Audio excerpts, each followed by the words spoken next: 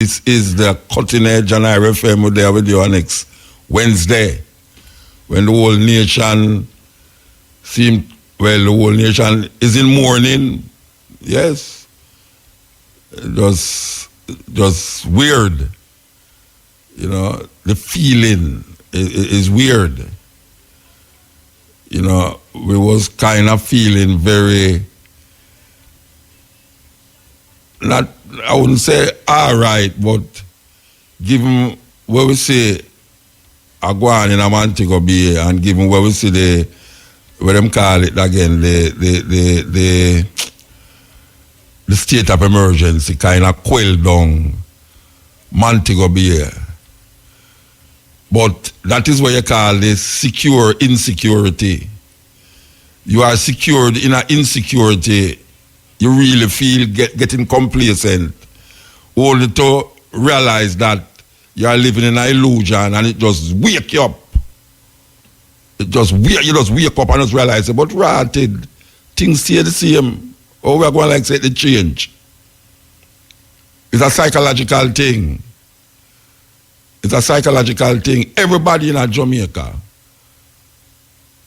I mean, know that psychologically, when them hear say crime gone down in a Montego Bay, given that crime, Montego Bay was the main place. Everybody in Jamaica kind of, you know, I kind of going like say, yes, the thing gone down little, but guess what? Something just come wake up and jolt way to make you realize, say, Montego Bay and Jamaica. Montego Bay is just one parish or one city in a parish in Jamaica.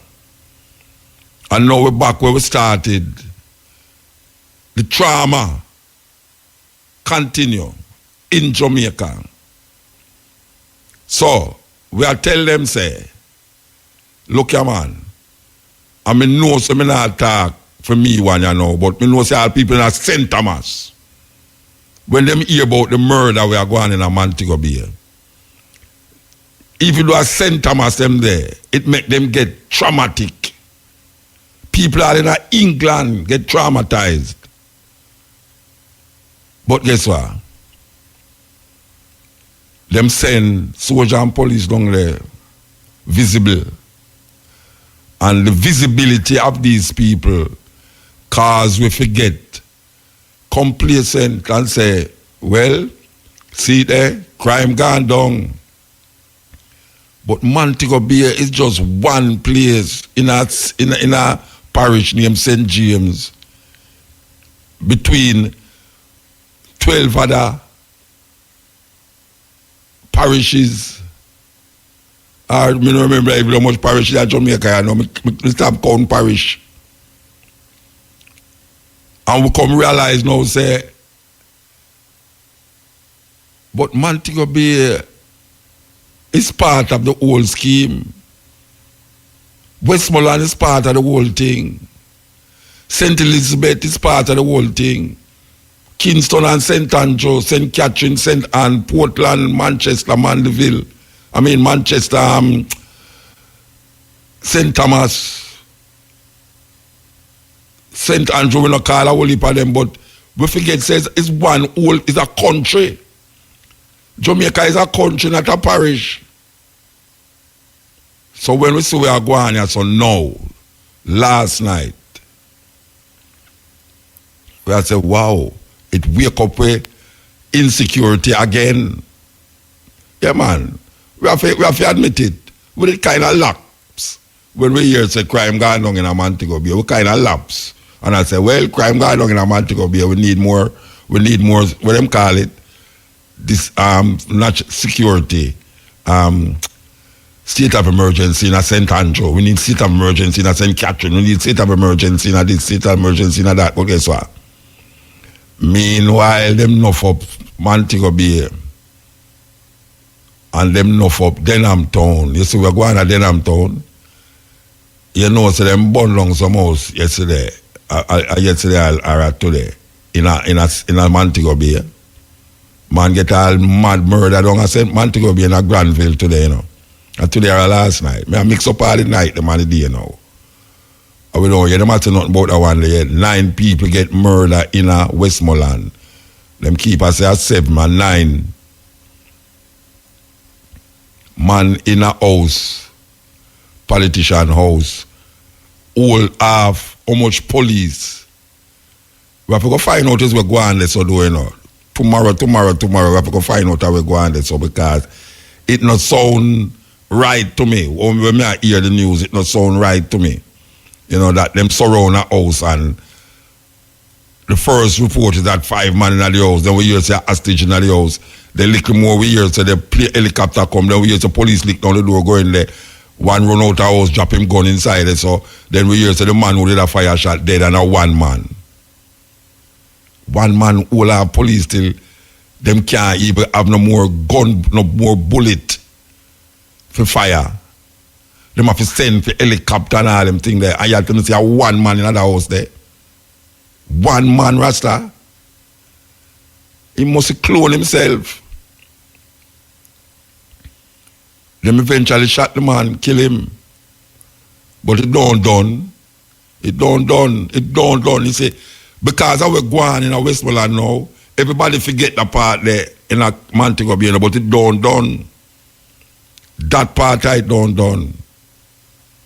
You know, see, to have a little way that every time one thing get terrible, the next one come more terrible. We are set up some word and now terrible on the block. For me to go on like say that will be done that over there. So at Sunday that happened wrongly so. Or at Saturday it happened. And now we see something wasara go on here so now. For make we just feel this sense of secure insecurity. We are secured in an insecurity. And the Minister of National Security and the police, highest ranking policeman, police commissioner, gone down to Westmoreland. But the damage is already done. And it's not like say the whole of them people are dead one time. It's like some get shot down at the morning and at the evening some more dead. So where them do that do, them never realize where I tell you man, the thing stay away. The thing stay away. But we are continuing the journey. Continue the journey because it's sad Rasta. 9 people get licked down one time and I must say about how much? More than about a dozen gone hospital and some more go to drop out too. I can't over here. Terrible. Really, really terrible. This is the cutting edge on RFM. This is the Leaving Rome rhythm. Come again, power, you know. Yeah, man. Come again, power.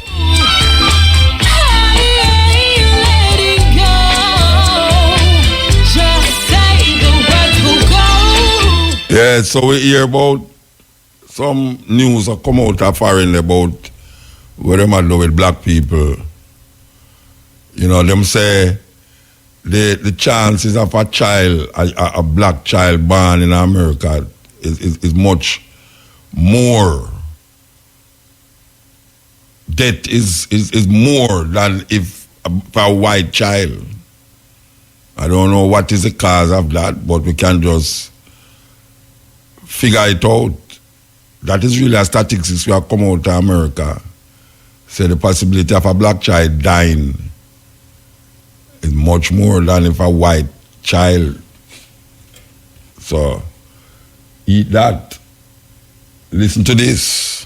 Listen to this. Think it's joke business I go on. Listen to this.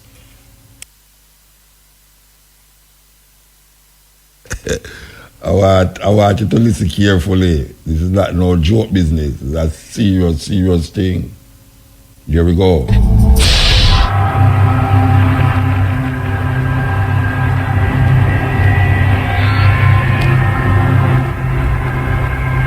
Body parts. They've been selling body parts. That's old. That's not new. That's why black people don't like to go to hospitals. They go to get their toes clipped, their fingernails clipped. and they wake up and their foot's gone. They've been utilizing the organs of black people for years, the organs and the body parts and the members of African American people, and that goes back to George Washington. There's a long time myth that George Washington had wooden teeth. We've heard that myth growing up in school. The reality is George Washington did not have wooden teeth, because common sense will tell you you can't put wood in your mouth, it gets wet, and wet wood is useless. What George Washington did, he had the teeth of his African slaves yanked out of their mouths, and he made dentures out of these teeth, and they're on display. His dentures are on display at museums right now. And that just goes to show the history of African people having our bodies mutilated and our members disfigured and mutilated for the betterment and benefit of the dominant society. In America, at least 2,500 black people go missing every year. At least. Never to be found again, not killed enough, you just don't find them again. Why doesn't that number ever go down? How can you constantly have the same amount of people? Are you trying to say the same killers go out and murder the same amount of people every year? No. Somebody is taking black people off the street. There's been stories on this. Kidnapped by the government. Kidnapped by organ traffickers. Drive-by shootings is organ stealing. I'm worth $50 million and I need a kidney. And you know, kidneys are pretty sensitive. You got to find somebody who really got the kidney that matches yours. You think I'm going to wait till somebody die for me to get one? If I don't get one soon, I'm going to die. So guess what I'm going to do? I'm going to pay somebody to go research people. Okay, let's go look at all the black organ donors. Let's look at all the black people who got organ donor on their driver's license, which is why I'm not a friend of that. I say, if you want to donate your organs, put it in your will. Say that if I die, this can go to my family, my relatives, my friends, or whomever. But when you put it on your license, I believe you make yourself a public target. And so what did they find? We got a guy in Los Angeles. He has the same blood type as you, same kidney type as you likely. He healthy though. He ain't likely to die no time soon. He don't know you, so he ain't gonna give you no organ for free. So guess what we're gonna do? We're gonna arrange a murder that makes it look like he was in a car accident. We're gonna arrange a murder that make it look like he committed suicide. So the next thing you know, you coming out the gas station, boom, you get hit by a Mack truck, you dead, gone. You get taken to the funeral home, your family come to the funeral, they don't know that before your body got laid to rest, a little hole was poked and they pulled your kidney out.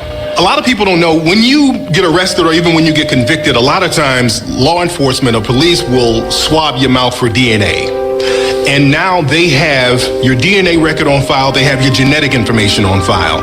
And you have to understand, with law enforcement, a lot of times they'll sell your information to tabloids and, like, especially celebrities, they sell their information to tabloids and magazines and news outlets all the time. So it's not a stretch to believe that they won't use your DNA or your genetic information for nefarious reasons. You, my son, cops come by and inform me you just been shot dead. You don't have jurisdiction over that body. That's the coroner. You can't get that body till the coroner release you. So we'll get released, we go down and pick it up, and I see all these cuts and these stitches. I just thought they was doing a routine investigation, following the fact. I didn't know they took your organs. I'm in all this stress, my son is dead. Now you buried now, I can't dig you up because the court got to have permission. Most of those cases is organ stealing. It's been known for a long time, even back in slavery times, that black organs were considered superior genetically to other folks' organs. For example, whenever there's a transplant, okay, especially when rich folks get heart transplant, liver transplant, kidney transplant, they like white, they like black organs. We had a famous case in Pennsylvania, Governor Casey, who was one of the most racist governors who ever lived back in the late 80s, early 90s. He had a heart transplant. Guess whose heart they gave him? A black person's heart. Down in Georgia, there was a case of an African-American 17-year-old kid who was found mysteriously dead at school. He died in the gym. They did an autopsy and they buried him. His family, they weren't satisfied with the results because they still wanted to know what happened to their son. They had the body exhumed, found out that his organs were missing and his body was stuffed with newspapers, and people are still trying to find answers. The officials down there in Georgia, they act like they don't know what's going on. There was another case out here in California. A young African-American man was found dead in Death Valley in the desert. All of his organs were missing. His liver, heart, lungs, kidneys, all gone. There's a case in the UK recently. A Somalian girl was brought over there for organ harvesting. They found out that they were going to harvest her organs and they stopped that. There was another case in Asian couples. They went over to Africa. They adopted a black girl. 2 weeks later, she was dead. So these cases of organ harvesting are just going on all over the world, and people are being real quiet about it. The Rodney King riots. The cops arrested 18,213 black folks. They couldn't account for 10,000 of them. That's what happened in New Orleans. Remember when you saw those helicopters? They were picking up all them black babies and taking them up in the helicopter. And my husband and I sit there and say, we wouldn't have sent our son with them. I don't care who they was. We all died in the water together. We wouldn't have sent our baby up there. And they never got a bunch of those children back, as we all know. Organ harvesting in Africa, it's a business. In fact, they've set up so many sophisticated places around the so-called third world where there are nations like France, England, New Zealand, Israel.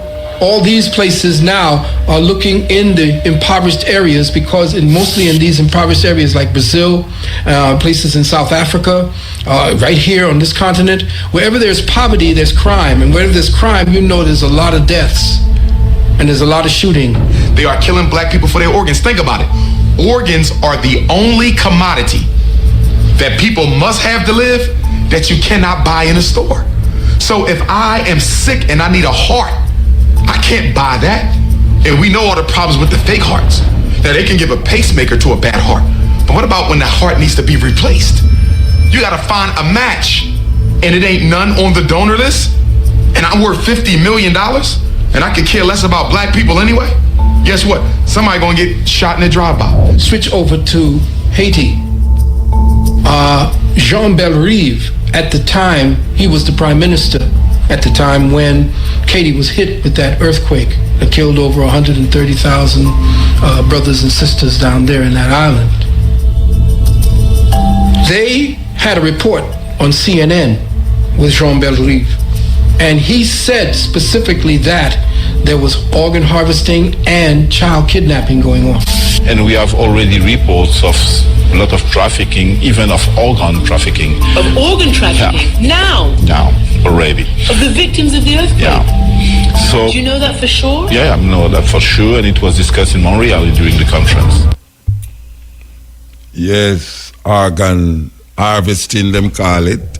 You know, there's a lot of movies now that is coming out where call docudrama movies coming out about the selling of body parts. And I don't know if ones them know this, but Syrians, the refugees from Syria, is forced into this organ harvesting when them reach outside of Syria and them get into places like Europe, where them body parts is auctioned and them sell it too. Them sell it. Forget money if it's here. You know, families do that. And the refugee crisis from Syria is one of the largest refugee crises in this modern time, yeah. And in order to survive, a lot of people not wanting to face the bombs and the this and the that of the Russians, the Americans and the Syrian government, them prefer to sell them body part, internal organs for money so that them can maintain themselves outside of Syria. You see that happening also with a lot of the Africans, them who find themselves on these boats going across into southern Europe, places like Italy and them places there. So it's a thing. We don't hear about that yet in Jamaica, but you know, we love to take part in anything and everything. Anything and everything. Welcome to Jamaican Roots and Culture. I'm Pat Clark. This week, the evolution of reggae music and its influence on the world. Reggae music was born from many sources, but Bob Marley and the Wailers brought it to the world scene. Jamaica's music has been popular outside of the island since its earliest recorded days, but the best known Jamaican form is undeniably reggae. Following in the footsteps of mento, rocksteady, and ska, reggae also combines elements of rock music to form something truly unique. The lively music scene in Jamaica was fed by the popularity of dance tracks, and in Kingston in particular, music was extremely important. Ska and rocksteady are reggae's main influences, but it also goes back even earlier to draw on mento music as well. The influx of music from the United States also played a role. The growth of reggae spurred the island's record companies towards change. Prior to the explosion of reggae, record companies paid artists per record without royalties. No matter how popular a track became, the individual artist would see none of the profits, and many musicians were still poor in Jamaica. Meanwhile, the music industry outside of Jamaica had converted to a system of artist royalties, making being a musician a very lucrative career. When you think of reggae, the name that springs to most people's minds is Bob Marley. He, along with Bunny Wailer and Peter Tosh, had their group, the Wailers, which originally began its career performing rock-steady style tracks, but Jamaican music was poised to take another step forward. Changing the beat again, reggae took over with its own distinctive rhythm. The Wailers were able to turn some heads, but Marley, seeking steady income, spent several years in the United States before returning to Jamaica and the reggae scene. In 1968, the band got its big break, recording as studio musicians alongside John Nash, who was a popular soul singer in the United States. The political scene at the time in Jamaica was tense. Many reggae musicians, including Wailer member Bunny Wailer, were Rastafarians. Jamaican law forbade the use of marijuana or ganja, which is an integral part of Rastafarian beliefs. In the early 1970s, the Wailers were finally signed to Island Records in Britain, giving them the opportunity to be paid royalties for their earnings. Jamaican-born Briton Chris Blackwell was responsible for the production of their first wildly popular record. A second record came a few years later, though the Wailers amicably broke up in 1974, and the later recordings are credited to a new group of Wailers led by Bob Marley. Bob Marley himself became synonymous with reggae as its popularity grew worldwide. Even African children knew the words to Marley's reggae tunes, while other reggae artists continued producing top-notch works. Still, reggae was less popular in the United States than it was in many other countries. America first took notice of reggae as part of the Black Power movement in the 1960s. In the 1980s, after Marley died of cancer, he became a wildly popular musical figure in the United States. Peter Tosh and Bunny Wailer each produced their own hit records after the group broke up. Meanwhile, other artists, both in Jamaica and around the world, were producing hits. However, it was Marley and the Wailers' talents and ability to bring the genre to Britain and later the rest of the world that made reggae what it is today. Even so, it was not a reggae song by a Jamaican artist that brought the world's attention to the genre. It was Eric Clapton's I Shot the Sheriff that truly broke international ground. Jamaica's popular artists include Peter Tosh and Bunny Wailer as well as Marley. However, Delroy Wilson's songs were island-wide hits. Dennis Brown, Beres Hammond, Gregory Isaacs, and Freddie McGregor are other Jamaican reggae stars. These and plenty other artists brought unique styles to the genre. And now to end Jamaican roots and culture, here's our famous quotation from the Black diaspora. History is a clock that people use to tell their time of day. It's a compass they use to find themselves on the map of human geography. It tells them where they are and what they are. The words of John Henry Clark. For Jamaican Roots and Culture, I'm Pat Clark.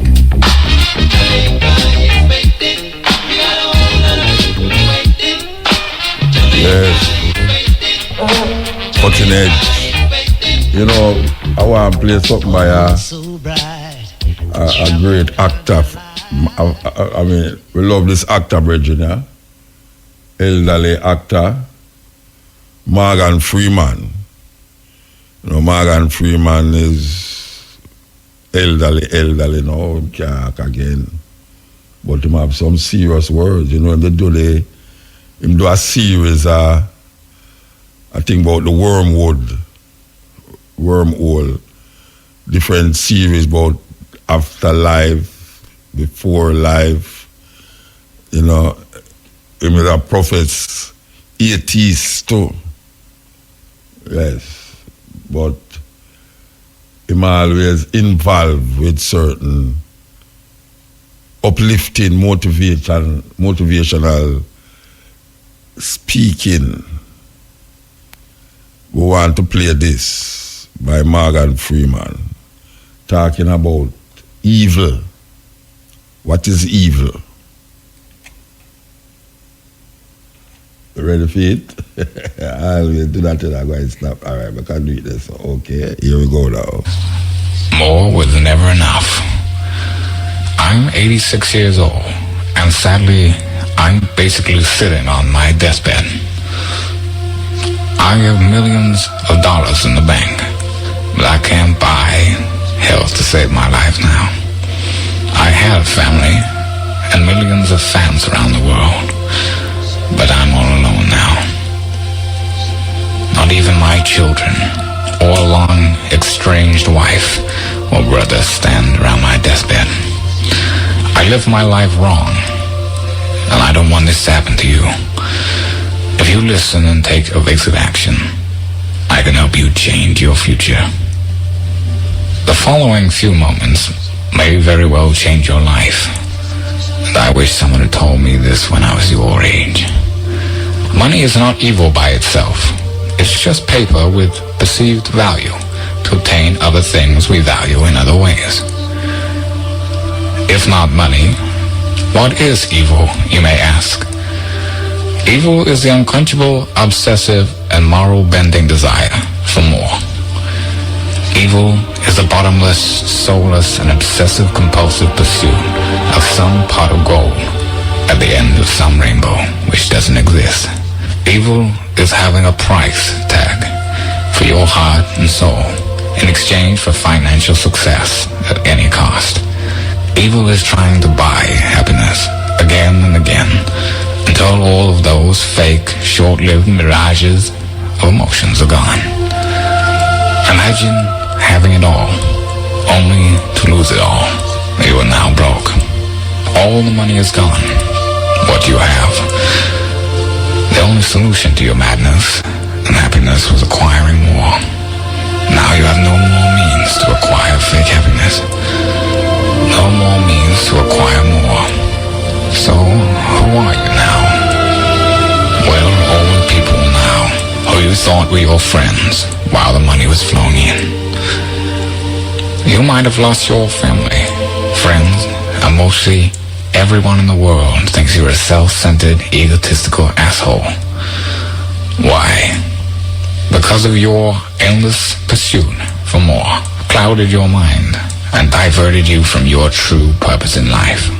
Does this hit an emotional chord in you? Did it depress or sadden you? I almost said good, but I will say this only because I want you to change. I'm not saying you can't be financially successful. I'm saying have a greater purpose in life, well beyond the pursuit of financial success. Your soul is screaming for you to answer your true calling. You can change today if you redefine what success is to you. You can transform your damaged relationships and build new ones. You can forgive yourself and others who've hurt you. You can become a leader by mentoring with others who you aspire to be like. You can rebalance your priorities in life. You can heal your marriage and recreate a stronger love than you ever thought possible. You can become the best parent possible at any age, even 86. But don't wait until then. You'll always be able to make more money, but you cannot make more time. One day, just like me, you will die too. What do you want to be remembered for? What can you do for others to make the world a better place? What is your true purpose on this earth? We are all dying, but only a small select few are truly living. You can step out of the shadows into the light. You are meant for greatness. You are meant for more than just what you do for a living. You are an eternal being, meant to inspire and help the world. Let's get it right once and for all in this lifetime. Today, you step into the world where true love exists, and you finally realize that love, in fact, is the more you've wanted your whole life. Just love more and more, every day in every way, and never give up, regardless of how challenging your destiny in life will be. The world really needs you now more than ever. Together with love, compassion, forgiveness, and faith in humanity, we will defeat evil once and for all.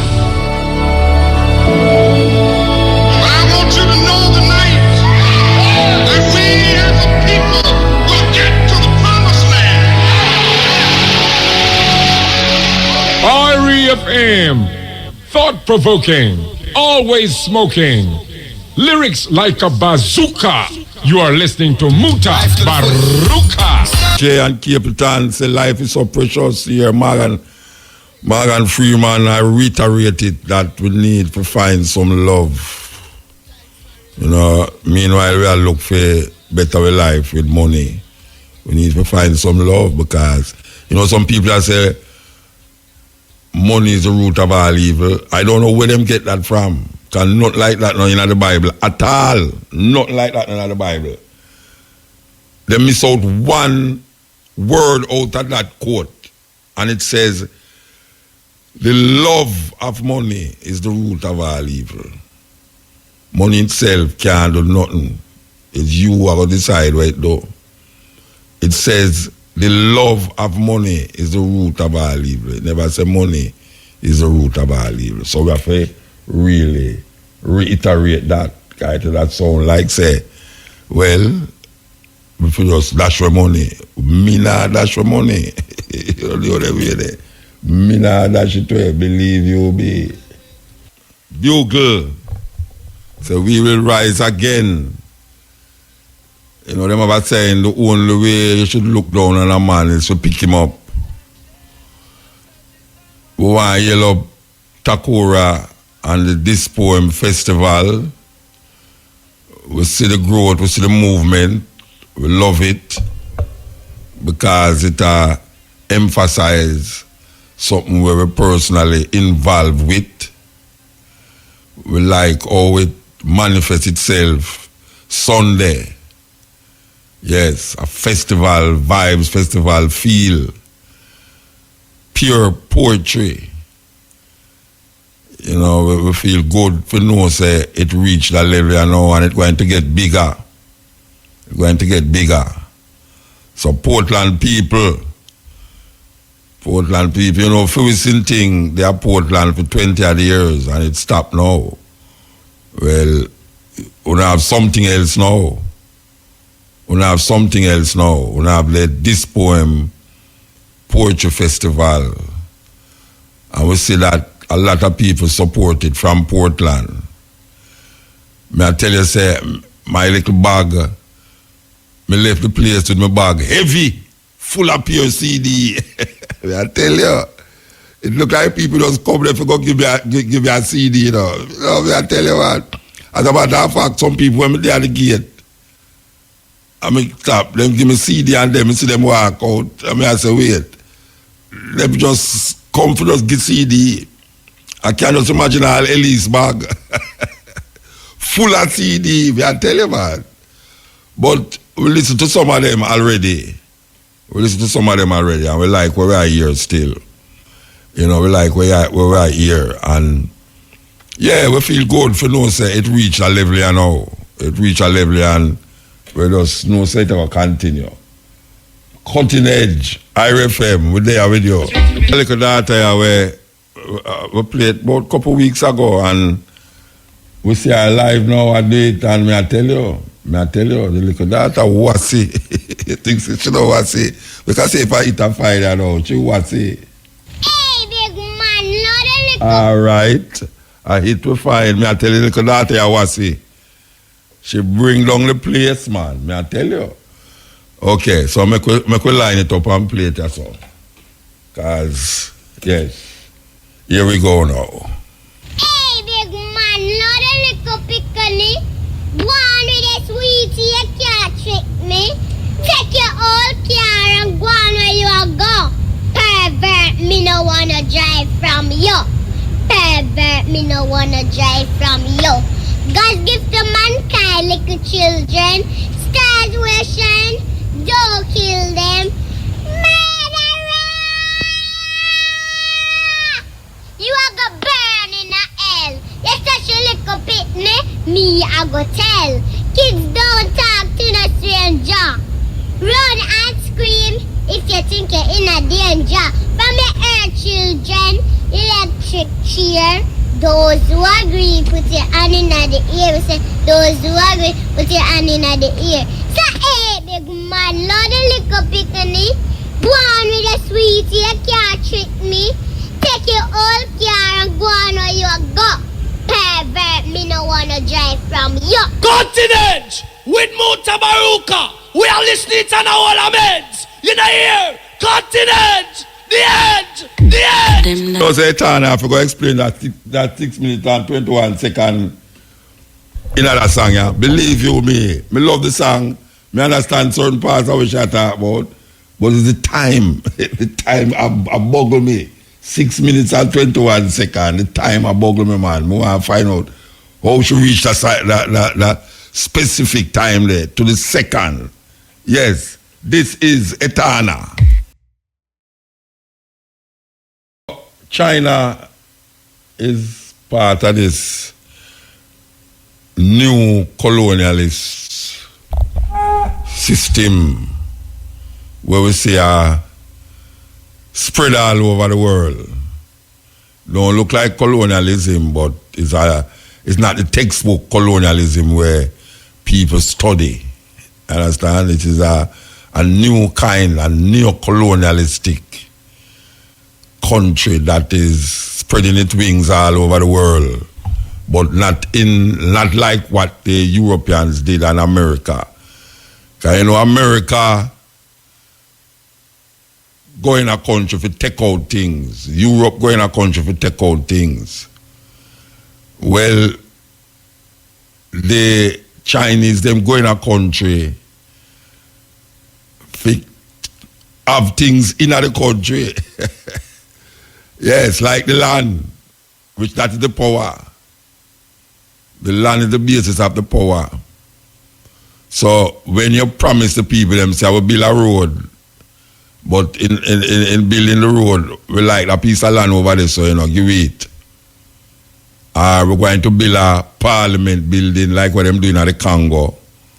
And them say, all right, this is that and that is that. So it's a new kind of colonialism. You know, it's not a colonialism of what we call outright enslavement. But it's a colonialism where people would not call colonialism because of what them used to. Them used to the kind of Commonwealth version, the Queen version, French version of colonialism, where the country, the so-called mother country, take not only the people them, but the things them out of the country and carry it go for them country. Where we say China do is use the mineral resources of countries and make things and help for them economy, but mask certain things in the country where them take the things them from to make you feel say you have a balance, swap, bartering. You know, you give me that and I give you that. So through countries like Jamaica now want road, and we want building, and we want all sorts of things. Because you're going to see how much more things the Chinese going to build in Jamaica. It's going to be unbelievable. Because we are beggy and licky. The government, that is. We're going to see what going to happen. And we see in Africa 700 different Chinese companies spread all over Africa. All over Africa. From the west coast to the north, to the east, to the south. China spread. We see South Africa now, biggest trading partner is not America again, but it's China. To the point where now South Africa is part of this thing what them call BRIC.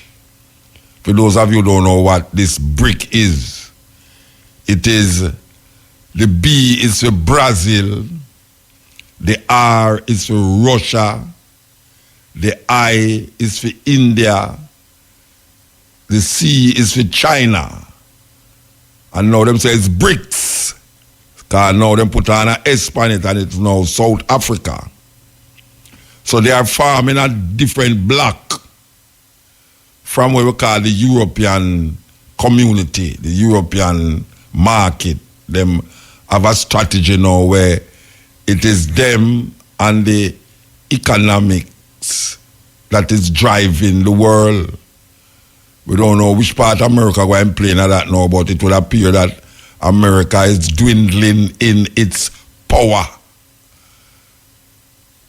And we see Russia is coming up sneakingly. But them they done form alliance with China already. The Russians done form alliance with China. Because them is part of the BRIC. Them is the main players in this group of countries that them call BRIC. I mean, we did have something named CARICOM, but it carry go. CARICOM was supposed to help to galvanize Caribbean countries economically, socially, culturally, and politically. But to drop the button somewhere, we drop it. Because the leaders of the Caribbean is still hanging on Queen Elizabeth Fractail. And she no business with her again. But we still are going like such a business. She don't business with her again. And we still make sure lamp and the whole of the land them in here. So I have a house where the whole of them going on and cuss one another in our house. She should have arrest you know, from make our house become such a brawling kind of house. But the Chinese in Africa is a very strange, I don't know if you call it love affair. I don't know if you call it love affair because in one way when you look on it, you see a whole heap of things are happening in Africa will never did happen when America, and even though America did it, but the thing with the difference between America and China is that America is militarizing the whole of Africa. Chinese is sneakingly coming in with for their military too. But them don't expose it to the point where you can say, but them are do the same thing like America. Because where America never help is infrastructure. America never did do no infrastructure work in Africa. Where the Chinese them do infrastructure work everywhere them go. So them kind of look more palatable than American. Right? The American them bringing them army and build up army base and all them something they say them are really protect. And it's not them are protect. It's not the African them are protect. Them are protect where them still say is natural resources that them want to exploit. Them want to exploit it. The French, the British, and the Americans, in a whole heap of way, the Italians want to exploit certain things in Africa. The Chinese now is exploiting it, but them make you have we can call it again, a secure kind of insecurity, where you feel like something are going on for you. But meanwhile, your economy is turned over diplomatically to the Chinese because your goods that you used to make in your country become almost so expensive because you don't have the machinery and the amount of people to underpay them to make your goods. The Chinese have what it takes to make goods. If you didn't make something and bring it to the market for $10, them can make something and bring it to the market for $5. So what you have now is a disintegration of African products, African manufacturing, and here creeping the Chinese things. So even the African print them in a Ghana is a weird thing. The only real African print me see in a Ghana in the market right now is the batik. All of the other one them is made in China. There was a time when you could have seen it made in Holland. I would say, no, we're not wear that, you know. We're not wear no print, African print made in Holland. The other day we go back there and we see it made in China. The only real African print when we see there is the batik African print. Even the Angelina. It's amazing. It's amazing. So, because them can manufacture the goods them much, much cheaper. Them have a much 1.something billion people at population. And how them do things is a communist country where a lot of them, the system is, a lot of the manufacturing them is belong to the state. So the state can just pick them out of school or when them reach a certain age, educate them and then put them in a manufacturing company and just make things just so. So what we find now is a influx of Chinese goods into Africa. And we are talking about Anya so too. Because it's not just Africa. We are talking about in Jamaica, so in the Caribbean, where the influx of Chinese goods that sometimes is not marketable if you really examine it properly. You will realize that there's so much defect on them. And they are not long lasting. But who cares? Because it's cheap. You can go buy one more and buy one more. That is where the economy of China grow. When them sell you the thing cheap, it no make good, it mash up. But too cheap, you go buy another one. And another one and another one. So the economy of these countries like the Caribbean now and Africa, maybe not now. Maybe we won't see the effect now. Just like we never did realize how much fast food did affect with 10 years ago, 20 years ago. And we did tell you now. We say you're not going to see the effect of fast food. 15 years ago we said. Because I remember I go to Atlanta, I say, but wait. When me used to go to Atlanta, I used to see some nice looking black woman I walk on the road. Couple years I go back there, I see some woman where I say, but wait, obesity and diabetes stretch gone far. And when we realize it, it's the fast food cause it. Now we have this poor problem in Jamaica. It's a serious problem in Jamaica. But when I realize it, that the fast food is a big, big problem in Jamaica. These American franchise company, where them bring them culture on and so, well, it's the same thing now. Because it's so cheap. We go to it quick. And we just say, yes, that's so food, it's easier, it's cheaper, and it keep the people them from start balling. But down the line, we see say, the effect of these food upon the people them. Well, the same thing will happen with the Chinese good them. The Chinese goods go and wipe out the local manufacturer. Because they talk about free trade. And I kind of agree with Trump when he say, "No, no free trade, I mean a fair trade." But you can't have fair trade when you're a little island and a little country where you suffer with so much people and 1/3 of the population are squatter and them can't afford this and can't afford that. But you see that the Chinese goods will eventually overrun the local manufacturers. Them could have chat little more about this and that and oh the what them call it, companies is making more money because this and that. There's no manufacturing per se going on in Jamaica more than so. More than the things them we buy is already made.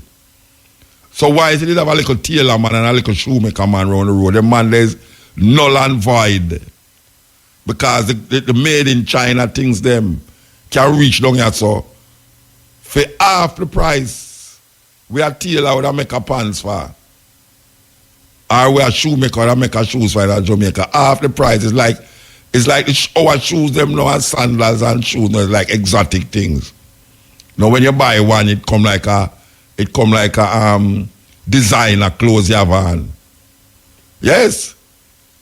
You buy all the sandals now from all the brethren we make sandals. Now it come like it's a designer sandals because you hardly can find that. But then now you have man just and you talk about how we make things and you them find some brethren with about $1 billion worth of duplicate clothes, so duplicate things. With the shoes them, what them call the shoes them and Clarks and all them something there. Now all me know, me would lock up them man there. Me would lock up them man there. Me would make them work it out. Because if them can't make shoes, Clarks, booty, where you can hardly identify say is not a real Clarks. Them man enough for their jail. Them man if you make boots and make out them own boots and make them work it off. Me won't put them man their jail. Dump the boots for them make and say, look now. You see the same factory over there? We're going to design, get some man who are design shoes in a Jamaica and design our shoes and make them man, they just make shoes. You know, see it? We should lock up them kind of man there. Because the Chinese is the biggest scammer anytime it come on to duplicate people goods. When them go to China, go make it and bring it back to you, you feel it's the real thing you get. You want to go to New York, go see that. You're frightened for know when you turn over the thing you see made in China. You say, wait, what this? You believe it was a real thing. Them do that with movies. Them do that with CD. Them have the biggest scamming when it come on to duplicate of CDs and movies in China. It's a big thing I go on there, so. And we now take the goods them. Because we are talking about free trade, not fair trade. We are talking about free trade.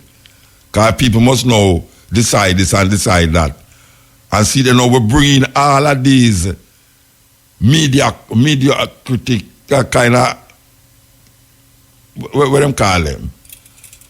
Manufacturing things, where things is designer things. And, you know, I mean, really,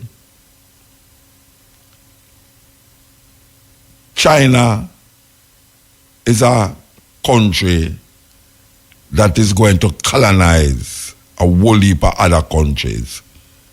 And it's not going to create no war. They're not going to do it in war. They're not going to go deliberately go out there and shoot down people to control them place. They will use economy. Them going to use not war, Because we read the book The Art of War, and this Chinaman write that.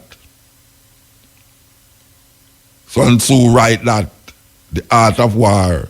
Winning war without fire and shot is one of them prefaces. The Chinese going to control places that you would never believe them could have control. You see, the Chinese go into America, and every part of nearly every town, every city you go, you see a Chinatown. The thing with the Chinatown in America is that the Chinese isolate themselves, so they're not involved in the political order of America, and them follow the laws of America. So, but them have them Chinatown. There was a Chinatown in Jamaica, but that was not when China was searching for world domination.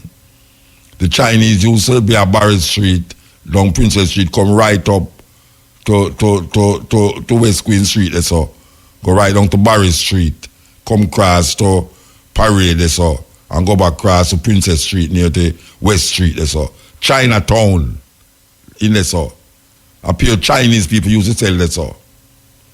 But it was not the days of trying to dominate, but just being a part of a place where them come as indentured laborers and them did have to make way. In America, you go, you see Chinatown. In Canada, around a Young Street and all them places, you see Chinatown. But the Chinese, it's just Chinese they saw. Them can't cross them borders and them boundaries. Because that is just there to face them as Chinese people in a country that is not theirs. Now we see there's a China now that is saying, look here now, we're not going to be in countries. We're going to be a part of the fabric of the country. We're not going to just be in Jamaica. That was the days when we come there as grocery people and laundry, where we did our open laundry and grocery shopping and get to them.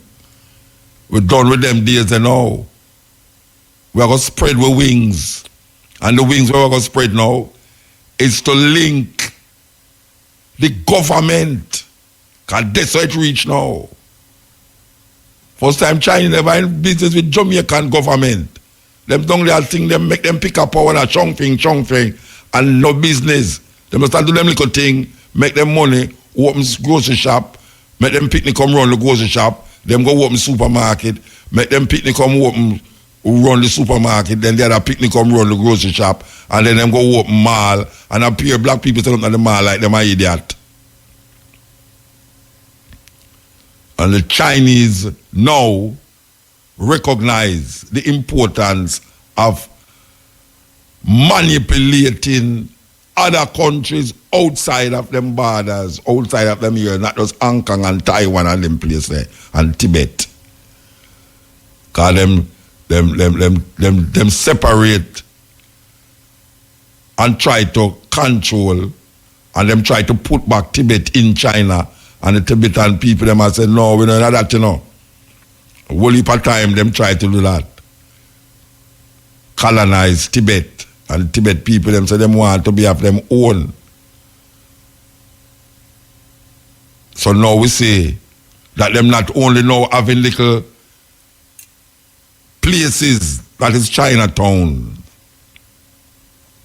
where you can go now and say this is Chinatown. Like when you go to Canal Street in New York, you say you want to go down to Chinatown, you know, from the top of Canal Street, go right down to 7th Avenue, that is Chinatown, and it cut across the other way and come across the other way, and it just have a little, it's like the man must put an invisible wall around certain area before you reach over the bridge, go right down back to the street long that's the name again, 7th Avenue, that anyway. It go down there so, and it's just Chinatown that. When you go to Canada, are the same thing. You go to San Francisco, are the same thing. They have a little area where it's Chinatown, but them don't involve. Them don't involve with the politics. And them go and come here so now, and guess what? Them not go involved with the politics. But guess what? them going to be shapers of the politics. That is really what's going to happen. Them going to shape the politics of Jamaica because it's the man who deal with the money of the power. You can see that in South Africa. Black people have political power, but them don't have economical power. And that is really what, because them don't have the land still. The majority of land is owned by white people. And when them did a fight for apartheid, is that them did a fight for the land until Nelson Mandela come and just make the thing a topsy-turvy. Because land is always the power. And the economical wealth of any nation come from the land, unless you go start import everything. So the Chinese come now. I will not go see them. I will not go see them as threat to our political or social structure. But we're going to wait and see. My word. My word, when you start to see our little black young girls in the ghetto walking around with a little China baby. What a brebre. And my mother would say, what a brebre. Listen to this. Let's see if you have time to play it before 12 o'clock. Yes, we're going to play it. Listen to this. China plans to give all of its 1.4 billion citizens a personal score based on how they behave. So some people with low scores are already being punished if they want to travel. Nearly 11 million Chinese people can no longer fly, and 4 million are barred from trains. Next week, the program will start expanding nationwide. Ben Tracy is in China with what's behind the government's scoring system. Ben, this sounds like scary stuff. Good morning. Good morning. The government here says it is trying to purify society by rewarding those who are trustworthy and punishing those who are not.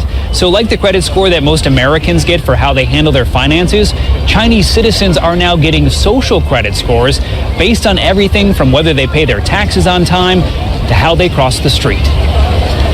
When Leo Hu recently tried to book a flight, he was told he was banned from flying because he's on the list of untrustworthy people. Leo is a journalist who was ordered by a court to apologize for a series of tweets he wrote and was then told his apology was insincere. I can't buy property. My child can't go to private school, he says. You feel you're being controlled by the list all the time.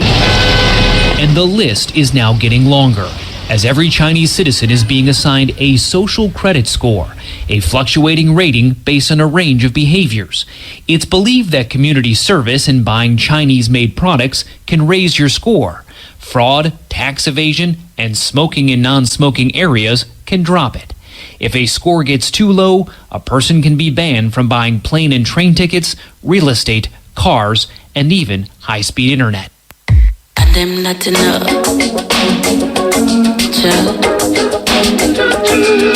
Yeah, the time is 3 minutes to 11 o'clock. Them put it on up and across the road. Wanna take my life at all costs. And not everything good for eat, good for talk. Can't trust no shadow when the lights are dark. Me living 6 minutes 21 seconds. You know, it's on in the studio, yeah. Not the second time, the first time when them say she did support Donald Trump. Yes, I don't know if it's what them call it, entertainment buzz. I don't know if it's entertainment buzz that should have make her find out when the people them did hear say she support Trump. In that moment of time, maybe, I don't know, I must ask Kachima if it's 6 minutes and 21 seconds she did on the program.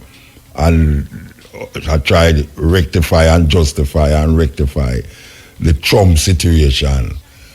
But she kind of did ease back still. I don't know what she eased back for, but I guess the fire did underneath her so much that she couldn't take it so much, so she did kind of ease back.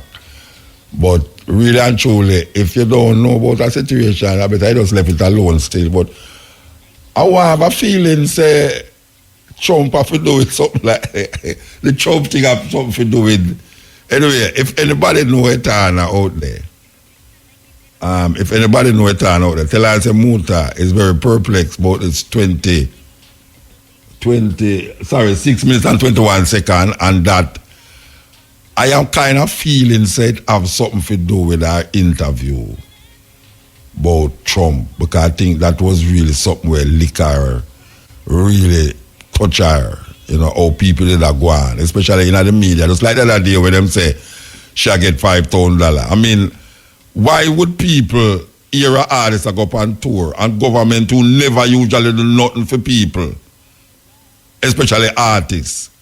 Government don't do nothing for artists, and them now them construct something where artists can get some tour support to put $5,000 and make them go and go to them show. And people actually have the audacity to come out and say, well, they give a ton of $5,000 for. You think that $5,000 anything for go up on tour, for go book hotel and rent bus and pay musician and per diem and all them something there, and not even figuring out what might happen where you don't expect. $5,000, you do all a month tour. You think anyway, he who feels it knows it though, but maybe it's all the tour thing.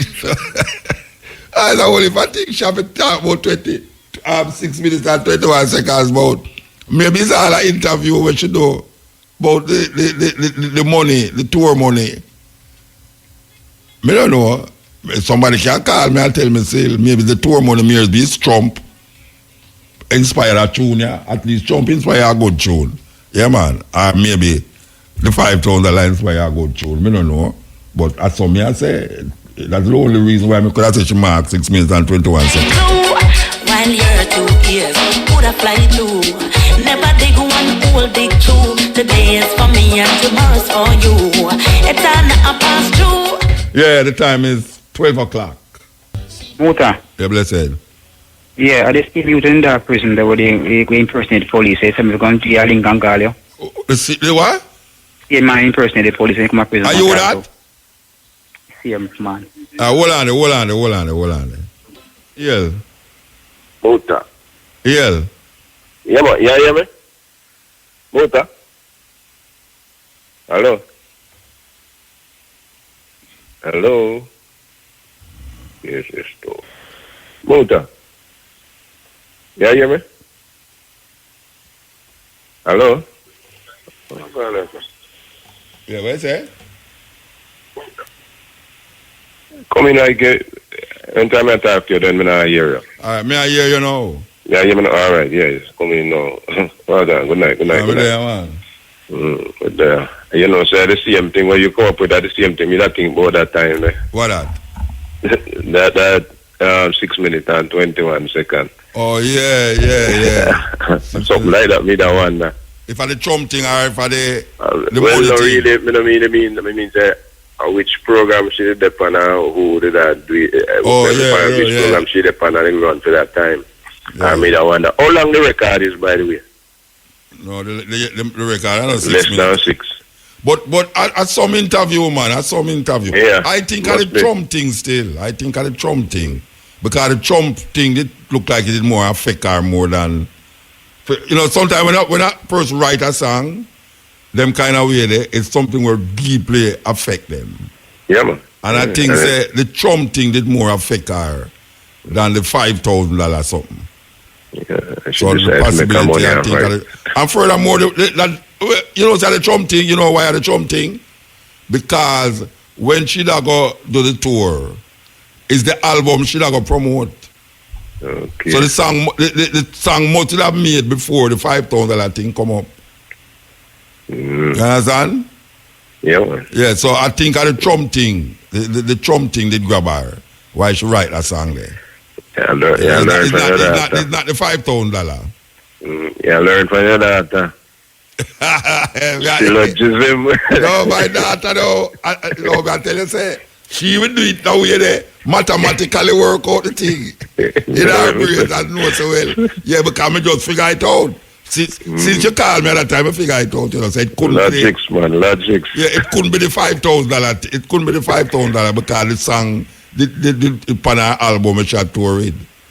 And the reason why she got tour is because she had promote the album, and that song, they must dip on the album. So it must be Trump thing. Yeah, man. Yeah, it's a logical Chinese thing, you know. And then I fall out, you know. All them cheap plastic there. Where you dash with, then dash with, to buy the next cheap plastic. Yeah. Weight end up. No, you never water, man. I know full landfill or whatever, you know. And our belly too. And I hope them take a page out of China, but because China start to clean up now for them plastic over there now. But not only that, them have got solar. You see the big solar place with them build, Rasta. It come like a whole island. May I tell you, them build a solar place that it's unbelievable. Good like that. Yes, so we don't know if we bring that come to Jamaica. Them need to bring that come to Jamaica. In the 90s, you know. Eh? In the 90s, I did read that thing where, you remember when Air Jordan did a lick? And them on about $200 and something a piece, $240 or something like that, US. And the New Balance shoes, them that sell for $60 or something like that. And you know, say them making a, two of them making a China, you know. And the man go to the place, and him say the place, when they look upon it, it's like a prison camp. Because you have these people come walk a couple 100 miles, you know, just to reach to get job enough. And then come in the town, man, left the country area to come get job, and then come job them for them to have to take anything then get, and then can't walk, go back home. Yeah. And then put them in there, them have them live there, and then work. Even when the people go eat food, you see, them come and then march up the step and go, and the next one them inside have to finish eat, then get mostly 10 minutes to eat or whatever. And them go out, recycle. And them I go through the next door, and them when I come in, and the people then can't live off my compound. And the man then tell them say the wire fence have to keep people out who are coming. But when they look on the fence, it's shaped just like a prison to keep people in. Yeah. And I got 25 cents it costs to make one of them shoes there. Yeah, man. Right, and the two shoes are going on the same. The two shoes make them go right down, and the difference between the New Balance and the Air Jordan was the label where them put on when they reach at the end of the line. You'll never know that when it reach on here, so. And one sell for 240, one sell for 60. Yeah, you know. No, but me see them have some factory on there, so where them use like students where them go specially for go at a factory. Them go to school specially for go at a factory there. So them not learn nothing else more than the electronic part. Certain electronic part, them have put certain things together. Yeah. Like you have one factory where just do that part, that electronics. You have a next part where do just a little part there, and then them have another place where they put everything together now, and it become like a television or some dryer, cleaner or something. And it's the student them were in one of the factory them go to school to learn just. Come out now for go work in another factory there. Them not teach them nothing else more than this is where you learn, and that will help you now for go in another factory there. So as you leave school, you go in another factory there and you work to put together them electronic parts or electronic equipment and them something there. And them hardly make any money. But them healthy, them have place to live. And them just live, and when it reach Anya, so trust me, not a you can't people make have that. To realize, you know. You can't make that again for come sell Anya, so as if you set up a manufacturing company. Because first of all, Jamaican people go in our store and them look and see something for $1.99 and see something for $2.99 and it look the same way. Definitely them are go for the $1.99. If them go in a market and say foreign onion and local onion, and the local onion sell much dearer because of the quantity, we don't have the amount to sell it cheaper, them are go buy the foreign one. So it's the same way with the economy now, when the Chinese them start flood the market. Everywhere them go, them flood market. Your things now, like the African print them, no, just no land void. Nobody know why your African print them again. But Chinese nothing 5 and 10 years down the road, you know, a 50 year, 100 year. 100 years, yes. Okay. So we could all look at it that way. They don't know, say 100 years from now, them own maybe all Kingston. Everything. I mean, I don't know how people are going to make. Me make a next country bill for me embassy or for me government building. I mean, I don't know what them put in if you listen to everything. Well, them do it at the Congo. Them do one at the Congo. Them build a parliament building at the Congo there. If you ever see it, I tell you. And the government were poor and see all that. No most one like that, man. Mm-hmm. Especially our little government people, them here, so. Go Muta. You know what, no. Last week I said something, because I don't want me to jump around, but true, I don't like talk too long and make other people can't jump, because I know how that credit thing they go. But you know what, last week you did I say, you're going to investigate about the hospital, down at Mobile. Hello? Oh, yeah. So, when you do your investigation, you know, remember, you look for who Billy. I think Canada when Billy, no, so. Cornwall. Yeah, I think Canada, you know, they're going to give it a loan. But know. You know, I feel them expertise and engineer and all them things. Yeah. Canada produce, besides Russia and them, Canada produce the most asbestos, you know, everything. When they build back in them days, asbestos in it. Even, you have to look on the aspect of it, you see? Because even in I think that people who watch late night cable and they always see the thing, they lie, them advertise about this mesothelioma. You get from anybody will work with asbestos. And lie them say if you want, you deserve to get some money. Yes. If you have been affected.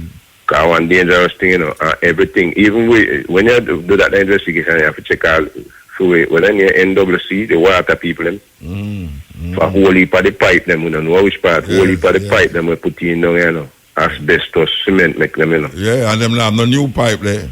And the danger is that when them are broke up, and like me here, I want to say... Crystallize, when them crystallize. Yeah.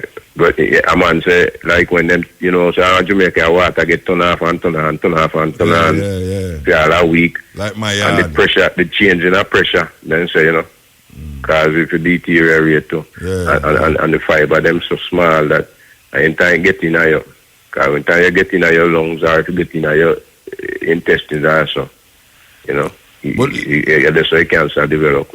But isn't it ironical that across the road from the hospital, the government is there trying to save life, get rid of gunman, and make the community better. And across the road from that, the government is causing people to have all sort of ailment, chronic disease and sickness. You know, I can't believe that, man. Just cross the road, you know. Come Mount Salem, Cornwall, Mount Salem. Cross the road, I see Mount Salem, and over the next part of the road, them a fix up, so them a do soca thing, and cross the side of the road, them a kill people. Terrible thing. But I know them have to check about the asbestos and radon and all them. Yeah, but remember St. Hughes, some girls that are dead and have cancer, and them come find out, say, at the asbestos, when them used to go to school, them find out, say, the whole of the girls, them, when they are dead. Okay. They did go at St. Hughes the same year. You remember that case there? And when them go to them realize that the asbestos. Yeah, man. And then check out and find the asbestos. Yeah, because all of the girls them left from that year there. Yeah. Most of them, when them check them they have cancer. And them try to figure out what is it that is causing these specific girls to get cancer. And them trace it go back to the school. So the asbestos that kill them off. Yeah, and a whole heap of building in Jamaica. Whole heap of building. People don't know in the ceiling, in the tile them. Yes, whole heap of building in the ceiling, especially the ceiling. All the big building them are use the air condition and things, the asbestos they use to keep it cool and to keep the heat, you know. Yeah. Heat control and them something there. No, I don't think them use asbestos in the air condition them now though. The units. No, then them supposed to stop because they have sense them would follow. Look at America start take out the whole of the asbestos out for them building film. Because my brother had work at me afraid but one of my brother over there. He used to work with one company where grow on and all the school, them public schools, public government building them are tear down the asbestos so tight. Yeah. I mean, I understand how Jamaica them supposed to do them something. Me remember some used to see it in a building, ceiling, in the ceiling them. Yeah, man. Them used to have them in the ceiling. And we never Fireproof, know it everything, dangerous. The heating thing. Anyway, give thanks, brethren. Well, listen. Yeah, all right. Yes, Cochin Edge. Greetings, Muta. This is Swan calling from Massachusetts. Calling from? Massachusetts. It's Swan. Oh, Swan, how are you doing? I'm excellent, thank you. I'm calling because I was interested in the conversation on China, and it's something I've been thinking about a lot, both in terms of Jamaica and neocolonialism in Africa. Mm-hmm. And there's a lot of hype right now around China coming in to clean up, coming in to help with infrastructure. But the Chinese are massive polluters, just like the United States. So even when they're coming in with solar farms, that's creating potential pollution as well. To create the solar panels, to dispose of them. Often here they're creating solar farms where they're cutting down forests, in the United States too. Okay. So with the Chinese neocolonialism, we're seeing economic exploitation, environmental exploitation, cultural exploitation, and all of these lead to devastation on a global scale. So in Ghana right now, starting with the environment, destroying the water supplies through illegal mining, and they come in and they ignore the environmental protections that do exist in Ghana. So last year we saw 5 miners arrested in Ghana for illegal gold mining in a river. They were destroying the river, and this is a major water supply for a lot of the country. And the government comes in and they arrest these 5 miners, right? And so people feel like something's being done. But they're not looking at just, these 5 will go to prison while the government gets away with continuing to exploit. And as they're doing that, they leave. Those 5 miners are in prison. They leave. That company leaves. And the people of Ghana are left to pay for the cleanup because the government has deals with China. They don't want to destroy their relationships with the foreign companies. So then what we're seeing now is they're leaving behind mixed-race children. And this is creating such a problem that it's actually now the government has to set up funds to support them because the Chinese miners, just like the Japanese miners in the 70s coming into Congo, they have they're coming single men, they're leaving their families at home in China, coming in, having children, leaving the country, and leaving these mixed-race children. And these children are rejected by the Chinese because they're African, and the Chinese look down on the Africans. They're rejected by their African families because these mothers have had their children with the Chinese miners, so it brings shame on the families. So we have cultural devastation, we have economic devastation, we have environmental exploitation for short-term gain.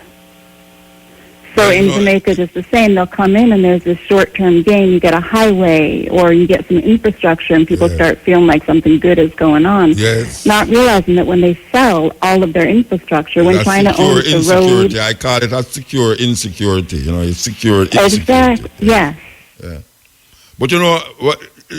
Ghana, since you mentioned Ghana, it's a strange thing happening in Ghana where America is now militarized Ghana, and the Chinese is there also, and it's like there's a war going on in Ghana right now between America and China for the wealth and for the way you call it, the deconstruction of Ghana. Right. Because remember, that was the first country Obama went, in Africa when he became president. And since that, they have been developing military bases in Ghana. And then we see the Chinese take a hold in Ghana too. So I don't know, because when we go to Ghana, it's not the same Ghana what we used to say, And I use the market to judge countries. Anytime I go in our countries, the market I use to judge the country. Whether I move up so or down so, Well, you got the most mineral-rich continent on the planet. Been exploited for so long, and it keeps taking these different forms as we find, rare earth minerals that China and the United States are in competition right now. And China's winning right now because the United States economy is having so much trouble. Of course. But we are putting more troops than ever into North Africa right now while no one's really paying attention. We have all these murky wars going on that are not getting the kind of attention. Yeah, that would be another show, another conversation, because what's happening right now with the militarization, a lot of it people don't know. And so there's not really discussion. None of it's hitting the mainstream news. Right. Well, but meanwhile, we got China moving in, and you were talking about how they do it a little different because they will also move in and create populations. So it's not just like extracting the resources, like you were saying. They'll also come in. Change the face of the country. Them change the face of the country, and that is really what is going to happen. People hear me say this thing and feel says mischievous. I feel say boy, as what Muta say, little more you are going to see some little babies in the ghetto. Chinese, half Chinese baby in the ghetto with some black woman. Well, when that happened when the Japan miners were in the Congo in the 1970s, the babies were dying. So these mixed-race babies were dying, and it was found out that actually Japanese doctors of the miners were poisoning babies because they didn't want the mixed-race babies there because, again, it brought shame on the Japanese workers. Yes. And the African women there, when the babies survive, the African women are going through hell because they're left with, they're left in isolation, they're left with no economic support and culturally ostracized. Yes. But what's interesting about it, too, is how easy it is then to turn, it's racism. So long after white supremacy, if white supremacy ever dies out on the planet, we'll have Han supremacy because it's the same mind. It's a small group of people for economic gain that exploit the masses and turn them against each other. Yeah. So in the Chinatowns you were talking about all over the U.S., in the early Chinatowns in California, they were burned to the ground. Yeah. So the Chinese were brought in for cheap labor, but they're not respected. They're not respected by their own government. They're not respected by our government. And unfortunately, it's really easy then to pit people against each other. So if you do see mixed-race children, they're going to be hated. Yeah. And it's very easy to then hate individual Chinese people. But we have to get to a space where we can realize that we have to come together across the differences. And we're going to need poor people's armies. We're going to need people who are exploited throughout the world, including the Chinese workers, because most Chinese people within China and in the colonies are exploited as well. Well, that's what I was just talking about, the factory them, where them build up for the youth them who leave school, them just transport them right to that factory. And the youth them don't know nothing else but that factory. Right. And then they're fed the racism, global racism, about African people. So the Chinese people who are being exploited by their own government or when they're exploited by the United States government are still told that they're above the African people.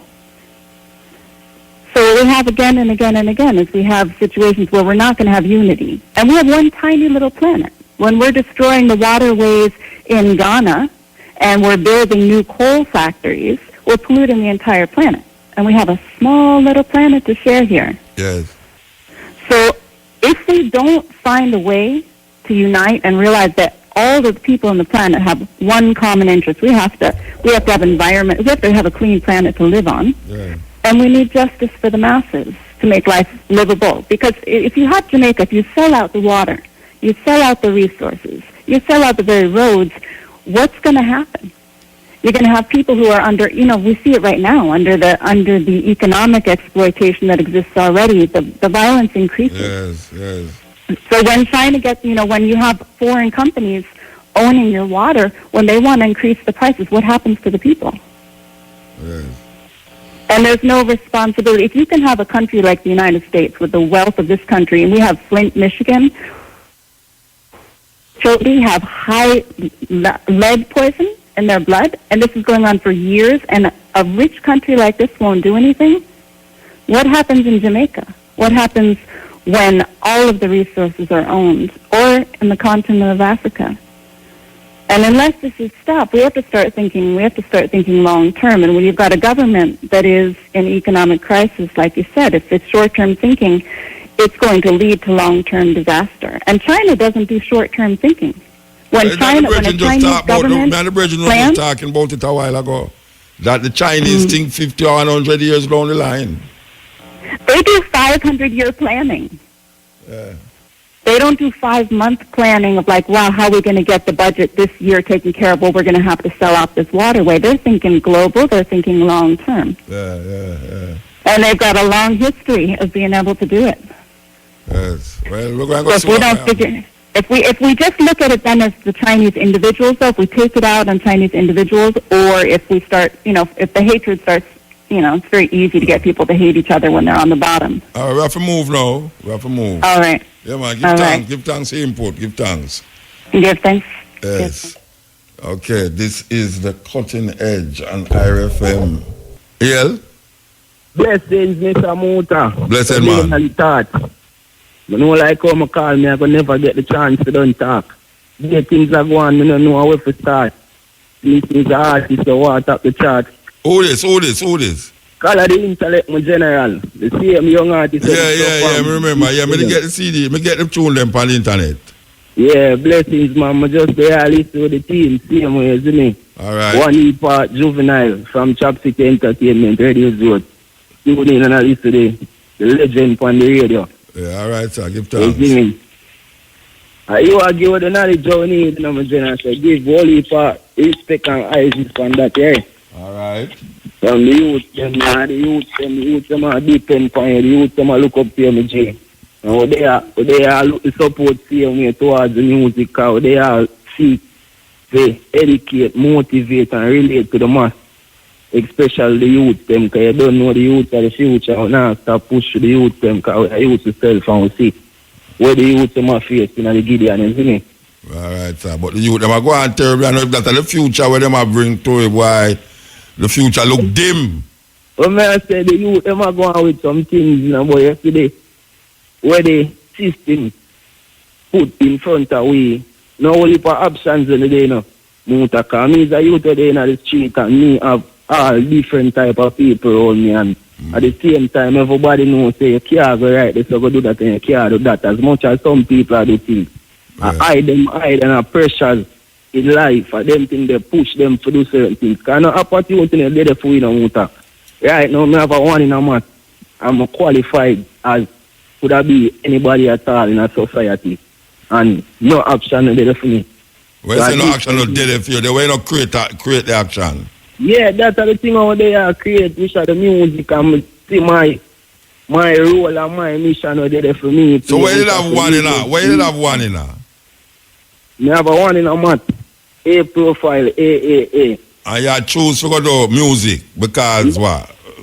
Because, alright, first of all, I did a pray for do acting and science or medicine, which could work out for me because my mother or father never have it certain way. Yeah. Low 6 and do my cave subject them and lower 6 pass them. But for that upper 6, because Muta, firstly, which part I do my subject them? A juvenile institution I do my subject them, you know, daddy. You see me up at Bamboo St. Anne. You see me get kicked out of school. Up at St. Anne there? You did up at the juvenile center up at St. Anne? Yeah, man, up there, so I do my subject them. Okay. That's Kevin Rowe from St. Anne. You know, when you go there, man, when I see you look like you're young man. Yeah, man, I'm young youth, but you know the height of life we are gravitate to from young and everything they keep profession going, you see me? Well, all we can do is wish you success and hope you just hold up firm and nobody love. Make the thing get you down. So you see, when we hear you talk about earlier, how the Chinese them come buy out the land. Exactly the same thing I try to bring across to the people in a musical fashion, you know. When I say time for we wake up now, Jamaica we are sleep too long. Out of many $8 we are one, but Chinese them come and buy out to land. Time for we get repatriation, them put with your trial and tribulation. Wake up now, this is important. Wake up now, this is important. Mr. What you are going to do? Open your eyes and see. We're going back to school like that. Get the degree, but still there's no vacancy. Yeah. Man, daddy. All right, sir. We give thanks. Here, brethren. Yeah, man. Blessings, Mama J. Yeah, Harry. Yes, the youth, them are ball out. But the youth, them really make the thing get more difficult. really difficult. Yeah, Muta. Blessed. Yes, Muta. Yeah, man. May I listen? Come on, my respect, I'm Mr. God and Goddess, you know? Yeah. Yeah, man. Otherwise, I'm Nelson Mandela from out of Runaway Bay, you know? Yeah.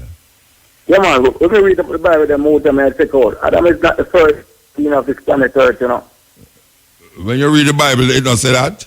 I'm not see that in the Bible. I'm not know where in the Bible say that, you know? Wait say. Well, it said, the first couple, why Adam is not the first? If the first couple is when God said, well, let us make male and female in our own image. You know, that male and female was before Adam. Okay. Yeah, so Adam is not really the first, but Adam and Eve is the first black woman and black man in the place, you know? Adam and Eve is the first what? Black. Oh, so the black first man. one them was what? Adam is the first black man, you know? So the first one them was what? White? White couple, yes, white couple. Oh, the first couple was white and the Adam and Eve are black? Yeah, Adam and Eve is so, the first you know black the first couple was white? Well, Muta, you see, the earth then just begins, see? And the first couple of God make, you know, a white couple. May I ask you, how you know that? Oh, you know that from the Bible? What I'm doing, I'm explaining the inspiration. How I get my inspiration. Not everybody can read it and get a different inspiration, you know, we're not the damn foolishness in the night, you know. You may ask you. Yeah. You just quote the Bible and say, God said, let us make man in our own image. He never say make man and woman. He say God created man in his own image. So when I ask you now, which part of the Bible right there so in Genesis 1 where you talk about, tell you say, the first couple was white. Yeah. What I'm saying in the Muta. When I want to read, I want to get the inspiration differently. But what I'm doing, I'm trying to... Oh, you deal with imagination in your own heart. You must not lead up on your own understanding, brethren. I'm trying to explain to you. Yeah, but what you going to explain to me? Which part of the Bible tell you, say, you tell me about something in your mind. You come now, you read something in the Bible and then I juxtapose it with something in your mind. And that you do. No, man. Listen to what I'm saying. All right. It's an inspiration. When everybody reading, what is inspiration? Tell me what the meaning of inspiration. Inspiration, the way how you see the thing. How you see it, right? The way how you see it in your own way. The way you how that fit into where the Bible has, how you see it. What I'm trying to do, I'm trying to explain myself. And you're not trying, you're explaining foolishness. You're explaining foolishness. I'm going to get to the conclusion. You're explaining foolishness. I'm not explaining foolishness. Rubbish you explain. It is not foolishness. It is not foolishness. You're not giving me time nor space. All right, go on. Talk it. No, man. You get this thing already, Motor. Just make it clear. This thing already, man. So you're not giving me no time nor space. So I'm telling my topic, I'm explaining myself to just take it over, No, but me I tell you to talk. Talk now. Don't complain now. I'm not talking anything more. You're not talking. All right, give thanks, brethren. Explain myself, brethren. Yeah, give thanks. Yes. Okay. Me could see where the song is there. All right, me could play that next song, yeah. Yes. Yes? Water. The blessed man. Blessed man, yeah man. First time on man a call, you know? Alright. Come on. We don't know the Hanover man come from, you know? Okay. Yeah man. Yeah, green tea with them shoot a people them last night, you see. Yeah man, you hear me? Yeah man, I hear you man. Yo, right now me here talk all the well say you want something, you know, but I just foreigner you want from me. Right now me a local youth, you know, a man still, because I'm in my 50s still. And I have whole heap of land down here, you know, and whole heap of land there are some people dead left, you know, so, you know, if I could have really deal with something, you know. Which part you say there? In Hanover, man, in Hanover. Okay. In the hills. Yeah, up in the hills. Whole heap of wasteland, people dead left, and the people dead left, whole heap, so, I mean, I have nothing, I don't know what to do. You have title feet? Eh? You have title feet? Yo, I want to tell you that most of them title, most of them land are not title, you know. That's the problem, you know. You can't have family land where you don't have title for in Jamaica. But we have to pay tax, And then when you start plant up how much you can food, you know, you hear say this and you say that, and family come tell you this and family come tell you that. So man, I mean one man. No, that's the way I say no, because you don't do nothing with the land. And you want no when nothing go on with the land, but when something start going on with it, then you go see what happen. No, boy, I mean control, man. No, me not run them joke the brethren. Alright, so we hear what you are talking about. Yeah, me know, but me know what me talk about. Me know what me talk about when me say one land. You know, you see, family business, different, nice and nice until somebody dead in the family. And then you hear say this and you hear say that, you know. So family stay, you know. Everybody dead for me, man. I'm here alone, man. Everybody dead for you. You see. I'm the last one. I'm the one. Everybody who they are So maybe ask you a question now. Wait there. So when you dead, who fall out it going to be? I mean, you them. You see, see there? But that yeah, but you them. So how you going to give me? How you going to give me your pick them legacy? You try to give me your pick them legacy? No, man, it's enough, man. Never fit them already, man. I ask them, man. No, but you don't tell me something, man. I ask you when you're dead, who fall out it, you pick them. No, but you know, you pick them might not run it down now, you know. But wait till you're dead, you're going to see something. How much pick me up? 3 man, 2 and then you know you say you one. Oh, you say you one. You have 3 pick me up to me say you one. Differently, man. You don't know me not like brother and sister, mother and father. No, when we talk family, you know, whether brother, sister, or pick me up family. You can't say you pick them on your family. Well, holy father not there still where. Yeah, but so if you are anyone interested, like enough man I get license for cultivate the weed and them things. Any man interested in one land, you know, me have whole heap, you know. So no, but you see, the cultivation of the weed works now because you have to go find papers for the land if it shows your land. Well, that can't look out, man. You just get a liar, man. You just look out, man. You know, I first kind of my radar, the left eye radar that. But no, but you know, easy, you know, you have a family and we are your own and when me a Rasta, you talk to her, what is a humble Rasta, this, you know? You don't run taxi that the degree that carry I see your art is willing, you know. Your art is willing, but the papers down there. The heart willing, but it's straight. The papers are for there. But you see people don't know Hanover. Hanover is like a parish where people help people. You see me? Yeah.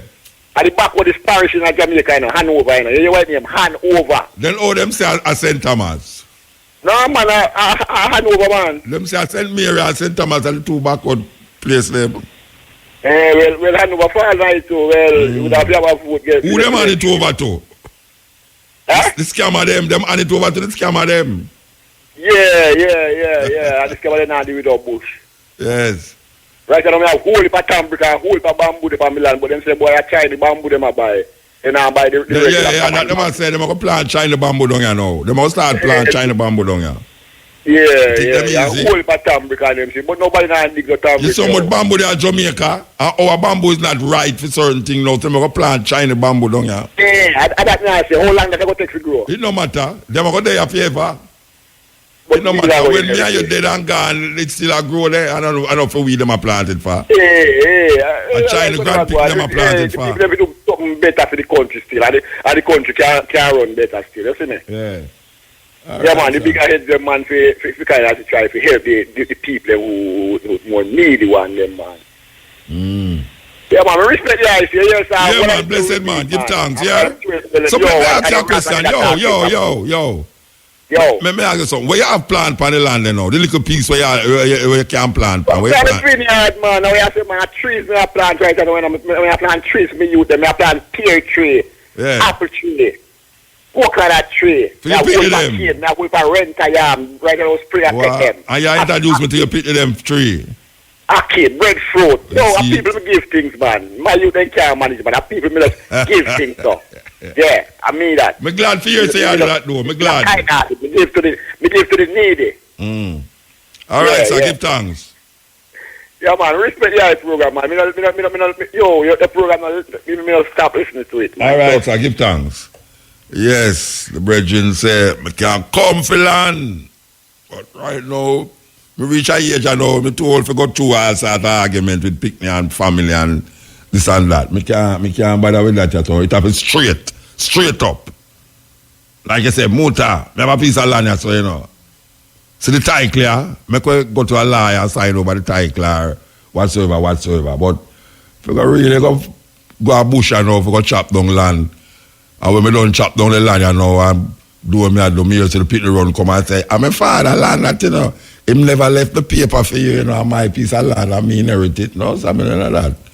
Big man will be. Yes, Muta. Blessed man, ding, go ahead, man. Yes. Fine, but otherwise, you know, it's great sadness that I have to announce that Tony Williams, one of the radio pioneers and reggae show promoters in Britain, that he passed away on Monday. Oh, yeah? Monday the 30th of April in the morning at his home. Yeah. You know, he had a heart attack. Wow. Yes, Tony Williams. You know, my brethren, for many years, the events that he kept, you know, I was his MC in the events that he kept. He kept a lot of reggae shows, like on a Carnival Sunday, for example, where he kept stage shows and so on. You know, I was his MC for many years, various events, shows and so on. I was his MC, and he has been sick for quite a while, but most people would not know that because he never complained and told people, you know, but was sick for quite a while. And as a matter of fact, it was just over a year ago that his brother Spencer Williams, who I also knew from the 70s, died too of, you know, same type of situation, had complications, you know. Spencer had complications, and just over, you know, that's just over a year ago, roughly, that Spencer died. I was at that, you know, representing, and now Tony has died. And the thing about Tony Williams is that, as I see the gruesome murders in Grange Hill, Westmoreland, the parish of Peter Tosh, and Scotty, who used to go to Kingston Technical with us, you know, of Draw Your Breaks, Freeman, and Ronnie Davis and Harry J as producer, Westmoreland people. Tony Williams was also from Westmoreland. Also from Westmoreland, but came here and grew up in South London, Brixton, Balham area, etc. So he's a Westmoreland man, you know, and I know would have pained him to hear what has happened in his parish there in Grange Hill, and condolences to the families of, you know, those people who were murdered. I mean, you know, these kind of things really put off people. And there's a sad case of a brother who used to live in Croydon here, 63 years old, that reported, you know, that he was found, he was murdered, just returned home about 8 months ago, at a beautiful house and so on, and he was stabbed by a person or persons unknown. And very, very sad, Delroy Walker, you know. Sad situation, but Tony Williams, you know, in keeping reggae awards, and he wasn't the first person to keep reggae awards was my brethren Jas Carter, and he was also the first to keep the One Love concert here, following the 1978 One Love concert that Claude Massop and Bucky Marshall and others did in Jamaica in 78. But what Tony Williams did with Reggae Awards was that he was the first and only promoter to carry Reggae Awards to the prestigious Royal Albert Hall in Kensington. Yes. You know. So, the man Tony Williams started out as a DJ in the 70s at Radio London. I don't know him. I know of him, but I don't know him, you know. I know of him. Yes, man. You know, very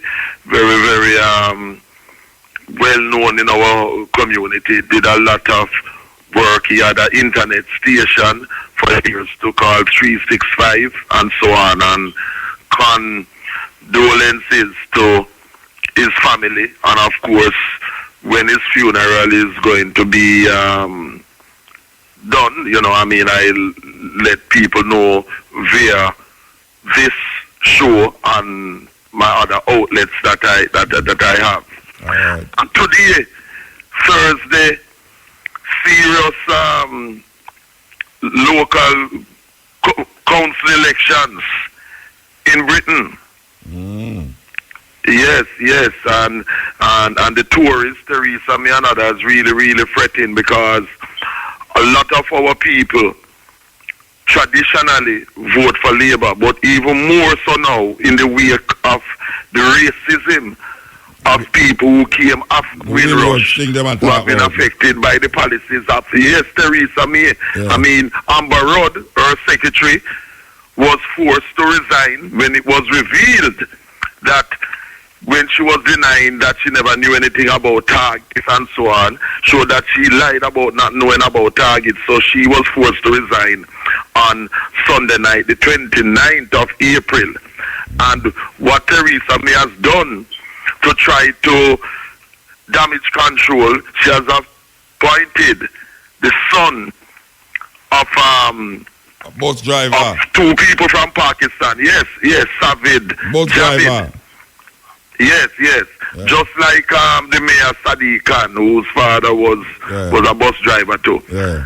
He was a housing minister, and now he's the new Home Secretary. And it is the first that a Muslim has been appointed to such a prestigious high level post. Yes, because when it come on to being Home Secretary, Foreign Secretary, those are the heavy posts, you know. Yes. But I hear that somebody sent me a clip where them show you say a plane load of Jamaicans are come Jamaica soon. Yes, it's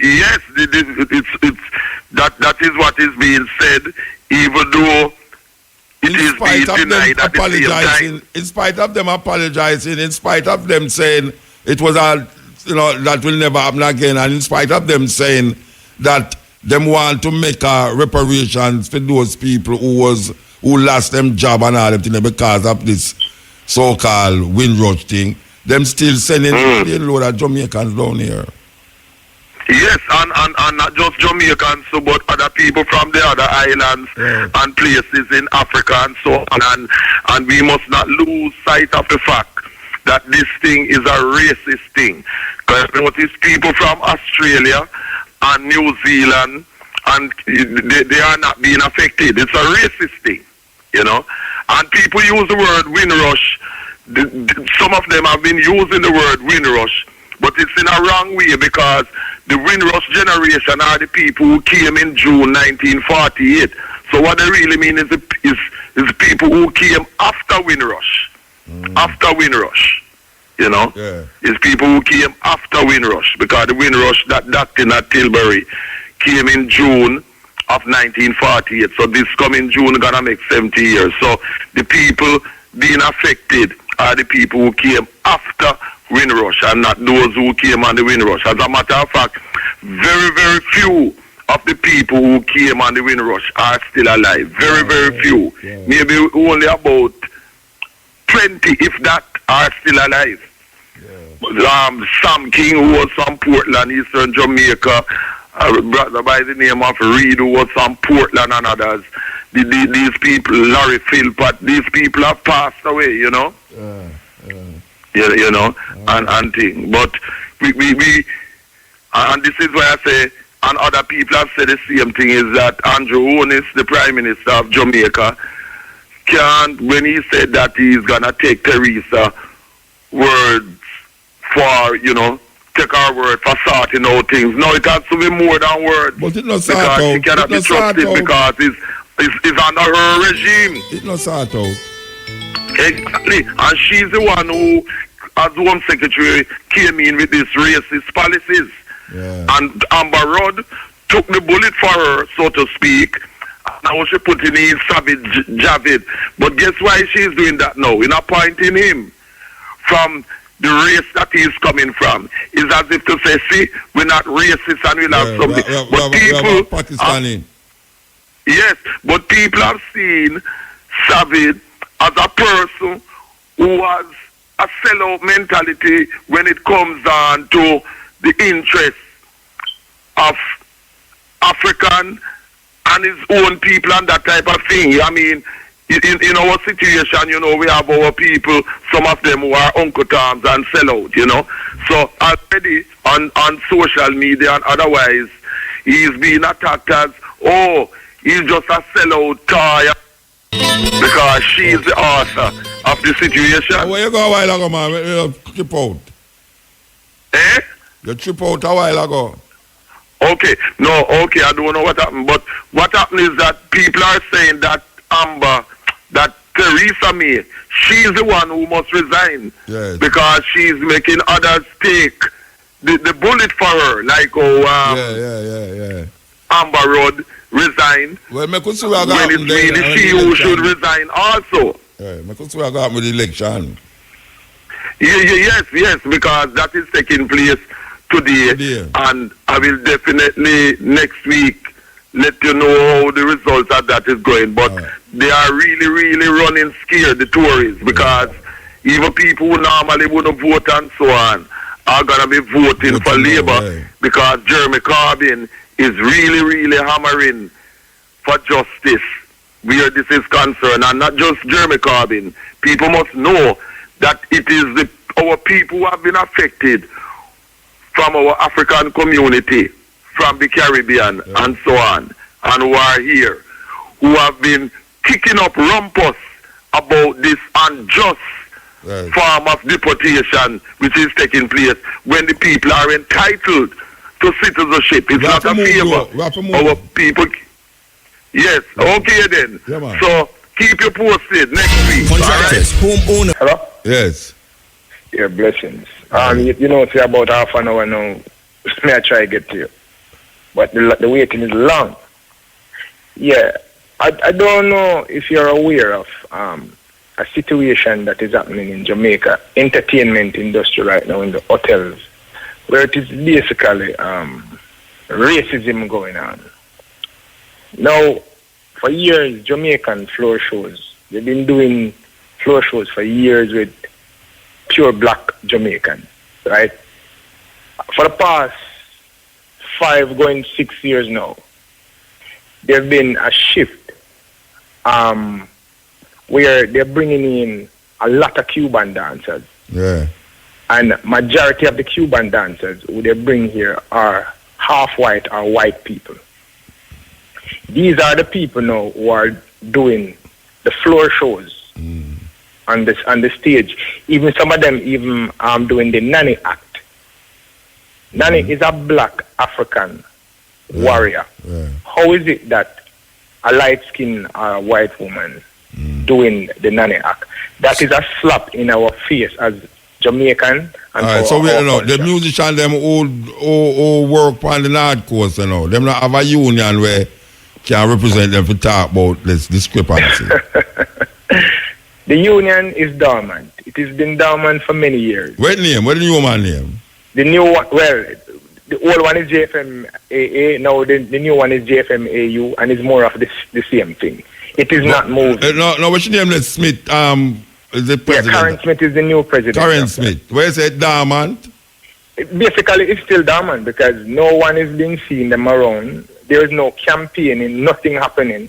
It is just at the same place. Now, the problem that is happening in the hotel now is a lot of investigation is being done. And they're saying a lot of these hoteliers are some of the managers at the hotel, which a lot of them are hypocrite or racist themselves. Because I spoke to a lot of them, and the comment that they gave about black Jamaican dancers, it is just degrading. Like what them say so. I was talking to one manager at one point, and he said to me, it was a situation where some of the dancers are coming out of town, and they're supposed to get rooms. And he was saying that I can't give them rooms because look at them. And I said, what do you mean, look at them? And these were black people. But because some of these people are not well kept, because they're not making enough money. No, hold on. Make us find out where you say so now. When them say look at them, is it because of where them Avan? Where them Avan and how they look. They're black people. It's because them black. Yeah. No, but when them say look at them, it can't don't mean them color, it can't mean the clothes of them Avan. The clothes of them have on and how they look. No, but And you the add the skin clothes color out to me. is a problem. All right, look at this now. They said they're bringing in, because there's a company here that has been, they're dominating, right? The hotel industry, taking over entertainment. Now, they get the contract to run the entertainment. Then they have a dance group.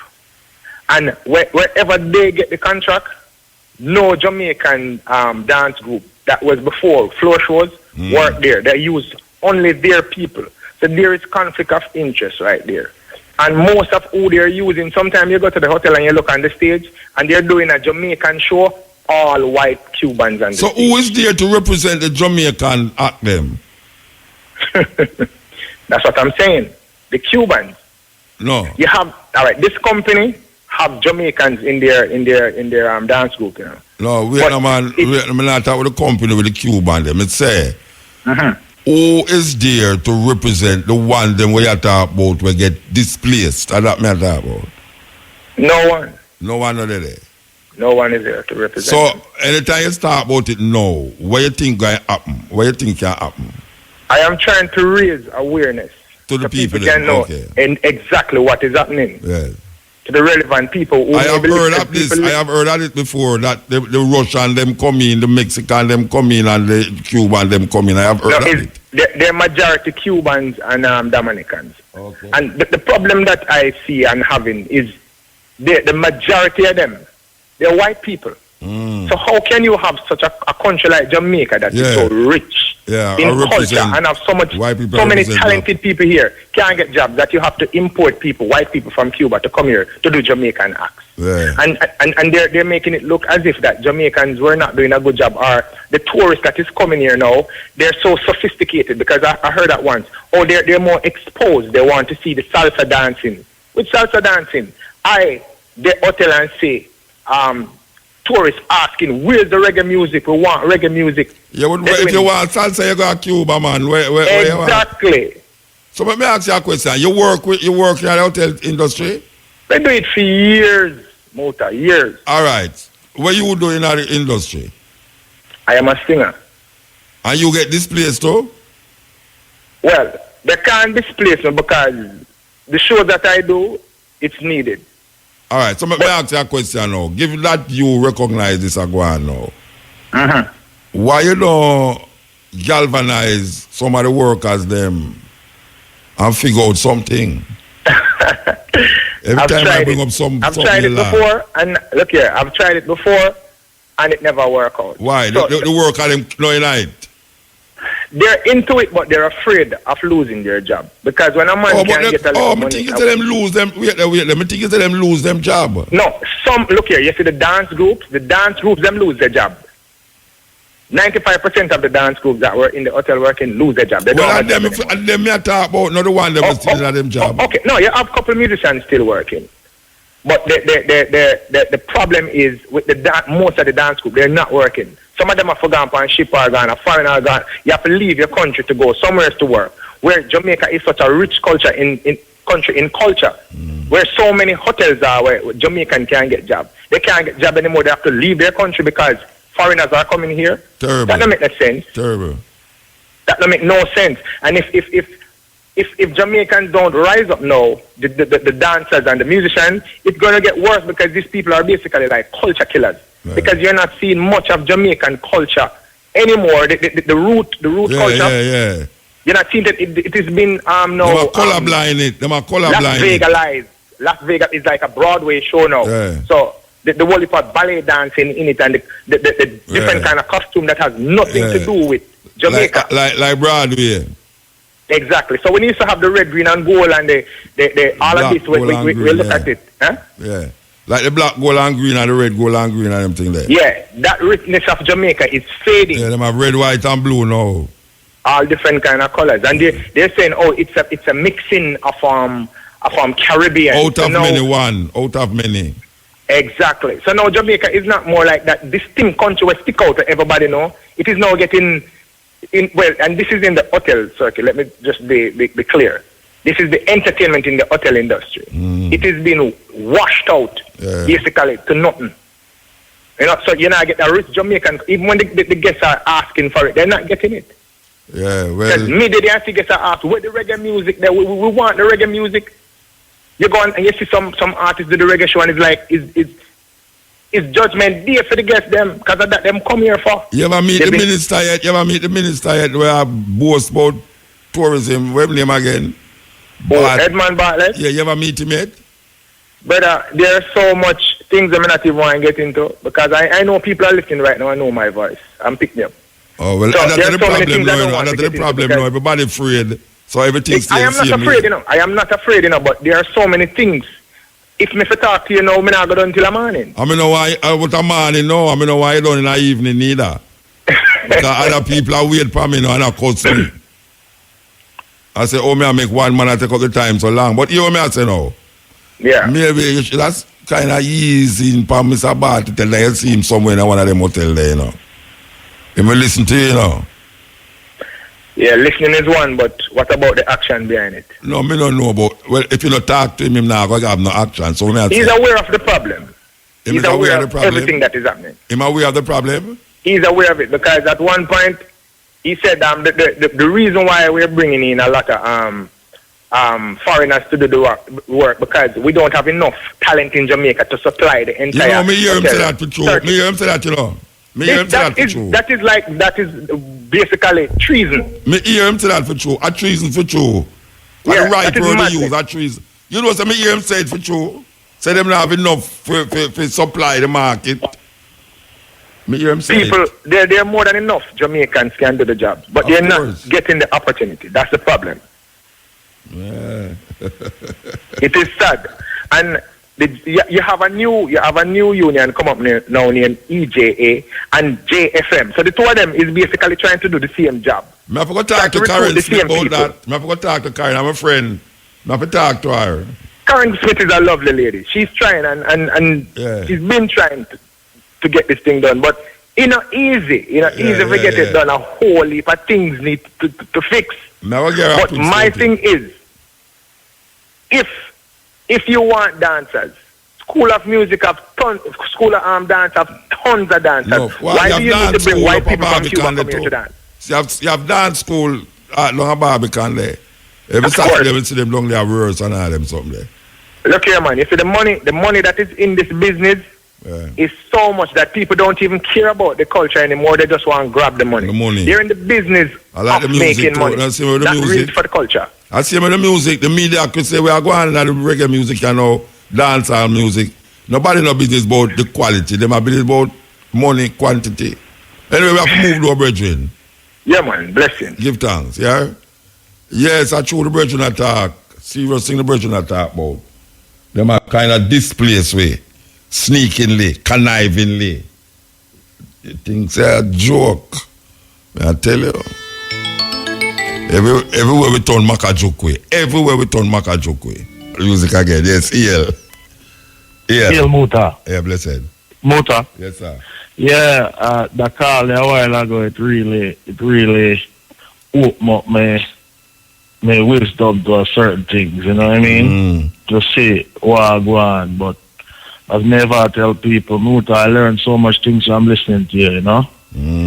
And you shape my thought in a whole heap of ways, you know what I mean? And you lead me to investigate things. Of course. And that is a good thing when me have to always give thanks to. Right now, I'm in the middle of reading this book here, Medical Apartheid. I don't know if you read Medical Apartheid. No, I never read it. Yeah, Harriet Washington is a brutal read, you know. Tell me what it's about. The doctor of death? Say that again? Is that about the doctor of death? I don't know if that's in there, but that talk about the Tuskegee thing and the woman Margaret thing and, you know. So you know mention the doctor of death in South Africa then? No, I don't know if it's that in there yet. Because like I said, I'm in the process of reading it. You know? And you see, and then I tell you, say, I hear about this crime here where I go on in the country. And I say, it's a simple thing in a Muta. We have to try everybody, everywhere else you go, them are dealing with nationalism. You have to promote a certain amount of nationalism in your country to make the people them love them country. You have to do that. And you have to start with the children. You have to do that. You know, and everything we just take from them people and I will make them people tell who feel like and who not to like. You know what I mean? Yeah. You see me, Muta, you see me stand, you see all this Bill Cosby thing here, or me stand with it. This is my personal opinion. I feel say Bill Cosby for just apologize and everything for just done time is an icon. I just for me feel. You know what I mean? But them don't find him guilty already, you know. Them don't find him guilty already. Yeah, I know, but I just tell you how I feel. It should have apologize. Him should have just apologized and it done with it. That's how it goes. And I hear the Prime Minister say, our Prime Minister, me watch for the TV interview in England, I say the Prime Minister of England apologized for this Windrush thing and it's good that them apologize. So all we do as a people, accept apology. Bill Clinton come 1997 apologize for the Tuskegee thing. Everything them do to we as a people, them apologize and we accept and move on. And but we are doing the same thing long as now, you know, so everything the minister them do, them apologize and move on and forget about it. Yeah. The other day, one woman ball out, what's your name? Dennis daily ball out about she don't like the color green and everybody walk with green coming out constitution, she tell them to leave. And 1 week after she apologized, and that is the end of the story. Yeah, and I can't understand that. So why when we anyone that we do something we have the luxury if we apologize? No wonder we are going. No wonder we are going. You know, and it's something, but you know what I mean. We need, and the people need to start read more. The people need to start read both the educated and the uneducated. You see, as one of them people who say them are Christian, from them start in them Christian thing, them think the Bible and the Uncle book. Them not read again, them top read. Them not read nothing else. Yeah. All them read is the Bible, and that is a big problem we have. Big problem. That's a big problem we have. Because you can't just set yourself on one track and think, say, I saw you set up. You know? But me I tell you, say, you do a marvelous job, and you know, me I tell you, you shape my mind in a certain way. I'm not free to think about anything. Yes. Anything at all, me think about critically thinking, man. That's what the program is all about.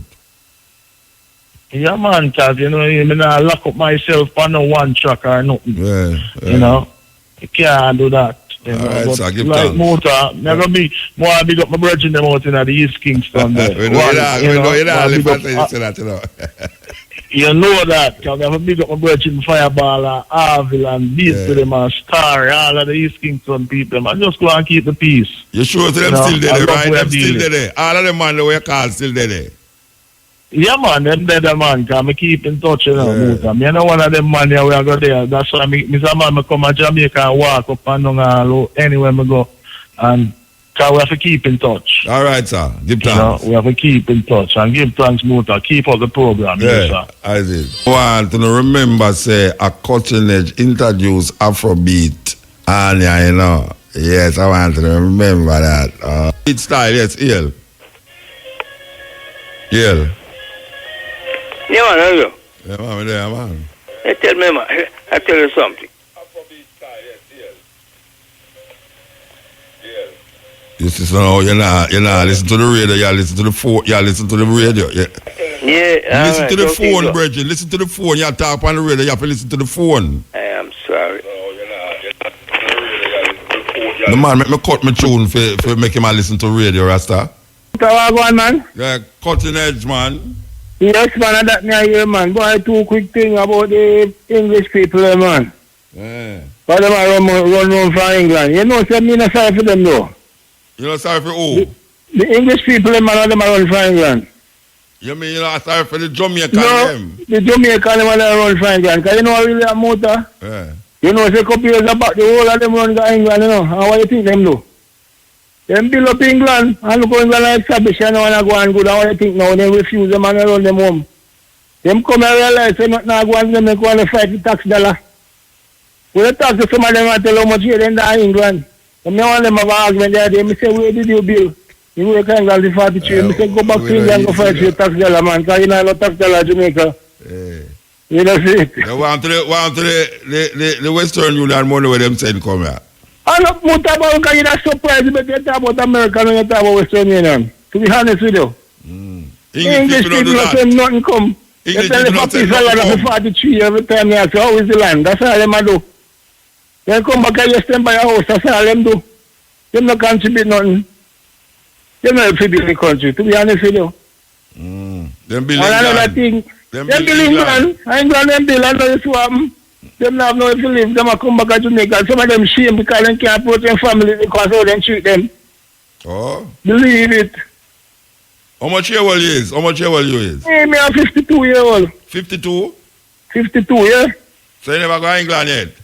Yeah, me go there one time, it's then go 6 months up there. And you get deported? No, man, I travel and come back, man. I'm not deported. We just go there, go visit my uncle and come back. We just ask you. No, man, not like that, you know. So you never have no family up there where you live up there? Yeah, I have uncle and auntie and only for cousin up there. Eh? Yeah, but them honestly, some of them straight, some of them not straight. You know, I tell you no lie. Some of them go and come, but some of them can't come because them afraid if them come, them can't go back. Them can't go back. And that's in America too. I only for Jamaican there America want come down, but them afraid them can't go back. Yeah, well, me not have no family in America. I have a couple of friends up there. You know? But when it comes to remittance, they talk about America over England. England nothing not more than save up them pound, brother. And no follow if you have left in a bank account up, come down. Believe it, that them are worry about. So we are watching people in bank account for man. Left the no, people me in their bank account. That's a serious thing. That them are worry about. Because it has turn over to the English government and then don't forget. That's the problem, you know. This one. I know they come and they fight the tax and everything. Oh, look at the road. Look at this. And they don't build Jamaica. And they don't build Jamaica. They don't call the cost of tax dollar. I want good service. Look at it, move if you think I joke, man. I hear you, man. A serious thing, man. I hear you.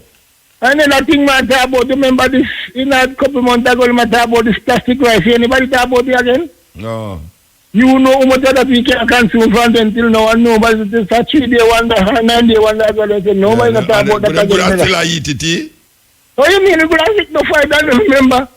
Because everybody that talk about it, everybody get caught up in that like a roll, I know it's blue and gone, the stamp pass. Yeah. So everything settle again. You know how much people are consume and don't even know.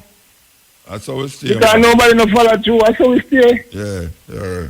All right, so give thanks to you. Yeah, man, protection. You're rough, no. You're rough, man. That's the truth, Muta, and rough is the truth. Just look what me I tell you. Them don't build Jamaica when them come fight with tax dollar. Yeah. All right. That's true. Yeah. All right, boss. Thank you. Yeah, man, Rojo. Blessed man. Better tell you something.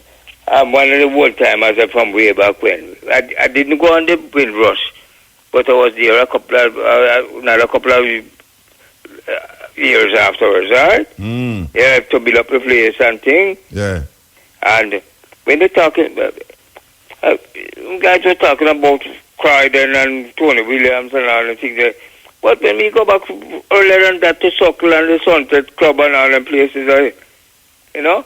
But we don't want to know that all of us do a little thing over there.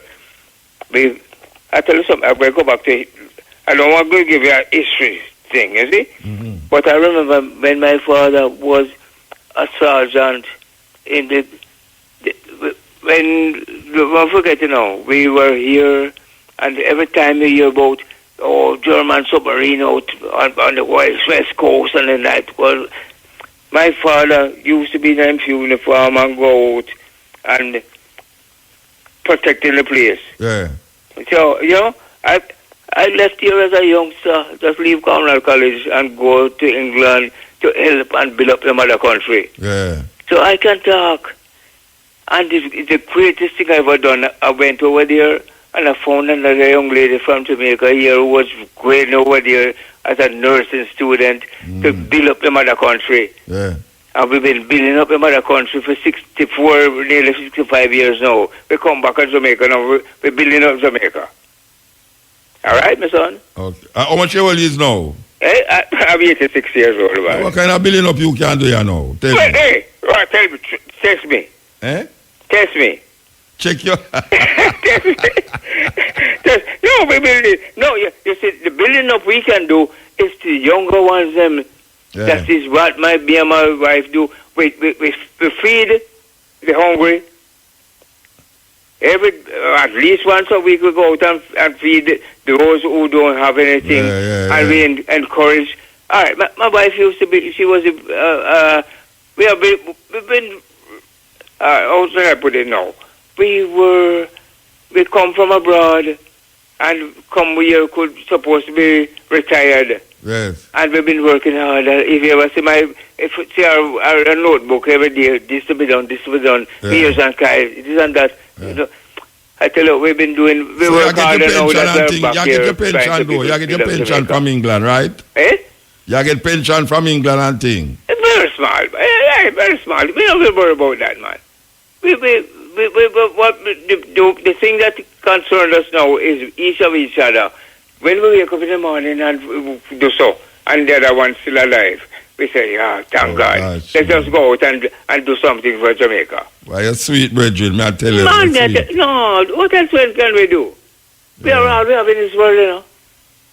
The two of you wake up and see one another. Yes. Man, it's another day to go out and do something for the community and for each other. All right. I tell you, say, make chills run through my body when you said that a while ago, man. No, I tell you, my son. Chills run through my body when you said that a while ago. Well, all right. I tell you what to do. I'm calling you from Otarias. Yes. Go out to Otarias, anywhere out of the clock or anywhere, and say, you see Nurse Pastor? You probably know Nurse too. You probably went... No, don't go. Yeah. Just ask Nurse. Just ask for Nurse. Yeah. Everybody know her. And that's my wife. Everybody know her. Know her. All right, sir. We go for the cruise, and the first person we see as we go for the boat. Well, I see them guys, remember the day you used to took me up. You must come down and let me meet the two of you, man. All right, come on, welcome. Come down and let me meet the two of you, man. You out a nice old man, this man. Oh, man. Hey. Come down and let me meet the two of you. Funny enough, is that's a call for you now. Not tonight, do you know? No, At the night I call you. When I call you first, you're playing a tune, and I can't. At my age, you know, sometimes the name slip me. I call you before, you know, and I ask you to play a tune, and you couldn't find the one from South Africa. When you play a tune by him tonight. You Matikela. You Matikela. Me want to play a tune. You know, up there you don't find it yet. Terra Nova. Me call you before, you know. Eh? Yeah. You know find Terra Nova up to now. Remember. Terra Nova, you know what Terra Nova come about? Yeah. Him come and meet him stay at the Terra Nova Hotel in Kingston, and him write a tune of a Terra Nova. You never know that? No, I never know. All right. From that idea. Look it up, because I'm into the music world. So all right, sir. In my own normal way. Well, I tell you, I have some old people I listen to the program them over the night, man. Respect, man. Trust me. I'm sorry. What days I going to see you? I have to go have a meet with all of the people them who pass here to listen to the program, and like, you know, talk up you. They must talk up and do them things, but don't forget the elders. All right, sir. Give thanks. All the best. All the best. Keep on keeping on. Yeah, man. Best call for a couple of years. Well, I tell you. That's why I can't do without make any more make any call come back here because a man could have come here and come spoil a one when me just get a while ago. Yeah, Muta. Yes, man, Lingo. Yeah, no, me have to phone again, man. When to denounce that bad mind liar talking about people from England, about him not sorry for them and that type of thing. You know? Blatant lies. Nobody in England, Jamaicans in England don't want him or people like him to be sorry for them. It's Jamaicans in England from the 1940s, 50s coming through who send so much money to people in Jamaica and invest in Jamaica more than Jamaicans who go to the States and Canada. And to be hearing these bad-minded lies that this guy And those who think like him talking about Jamaicans, he said that he came here for 6 months one time. Yes, come here 6 months, living off Jamaicans who live in England, right? And that is the gratitude, you know. All right, sir. And this is no joking. Bad mind attitude. Earlier you heard me talk about 63-year-old Jamaican Delroy Walker who come back to Jamaica, build up him house, investing and thing, only to be murdered. This kind of bad-minded mentality is what this guy exhibited a while ago. Nobody of all the groups of Jamaicans outside of Jamaica who contribute the most financially and invest in Jamaica have been Jamaicans in England, in Britain. That's a fact. See, and constantly. They don't give people, Jamaicans in England, any money to put on and thing. You yourself were here the other day, you come here all the while, you do shows and thing. Just like how other Jamaicans, artists from Jamaica come and do shows and that thing and get support from Jamaicans here and that type of thing. And when you hear this kind of bad-minded coot, and you know it's not, I want to say more than coot, but it's a radio show. Telling lies and coming with a bad mind thing about Jamaicans in England, nothing, where they have been the biggest contributors, sending money to Western Union, MoneyGram and all farms over the years. Yeah. All right, so this is no joking, and this is one of the serious divide and rule thing that happen to keep at the progress of JA people when you have bad-minded coots like that with them lies. All right, we hear your man, Dingo. We have to move down now, though. Yes, straight up. Yes. And I will work that little coot listening. All right, so him a listen, man. Him a listen. We did say African beat on radio, and we did say Afrobeat. You know, the reason why we mentioned it a while ago is because we hear a disc jack pan, them people that would never even look towards Africa for nothing. But we give thanks to never too late for show our rain. But we know it go because you have a group of people who never used to listen to radio when we start. So when you hear certain man come say it now, it got written down in a history book that way there. So we want to stamp with validation on it. Yes. Say, remember a who. We want to give thanks to the moment. We know that is petite outside there. We want yellow petite, you know. Petite. Go get a phone. It's a... Yes, why you look me hungry. Vita. Yeah, man. Give thanks. And Vita, remember me things, you know. Yes, remember me things. Don't forget it, you know. Okay, all right.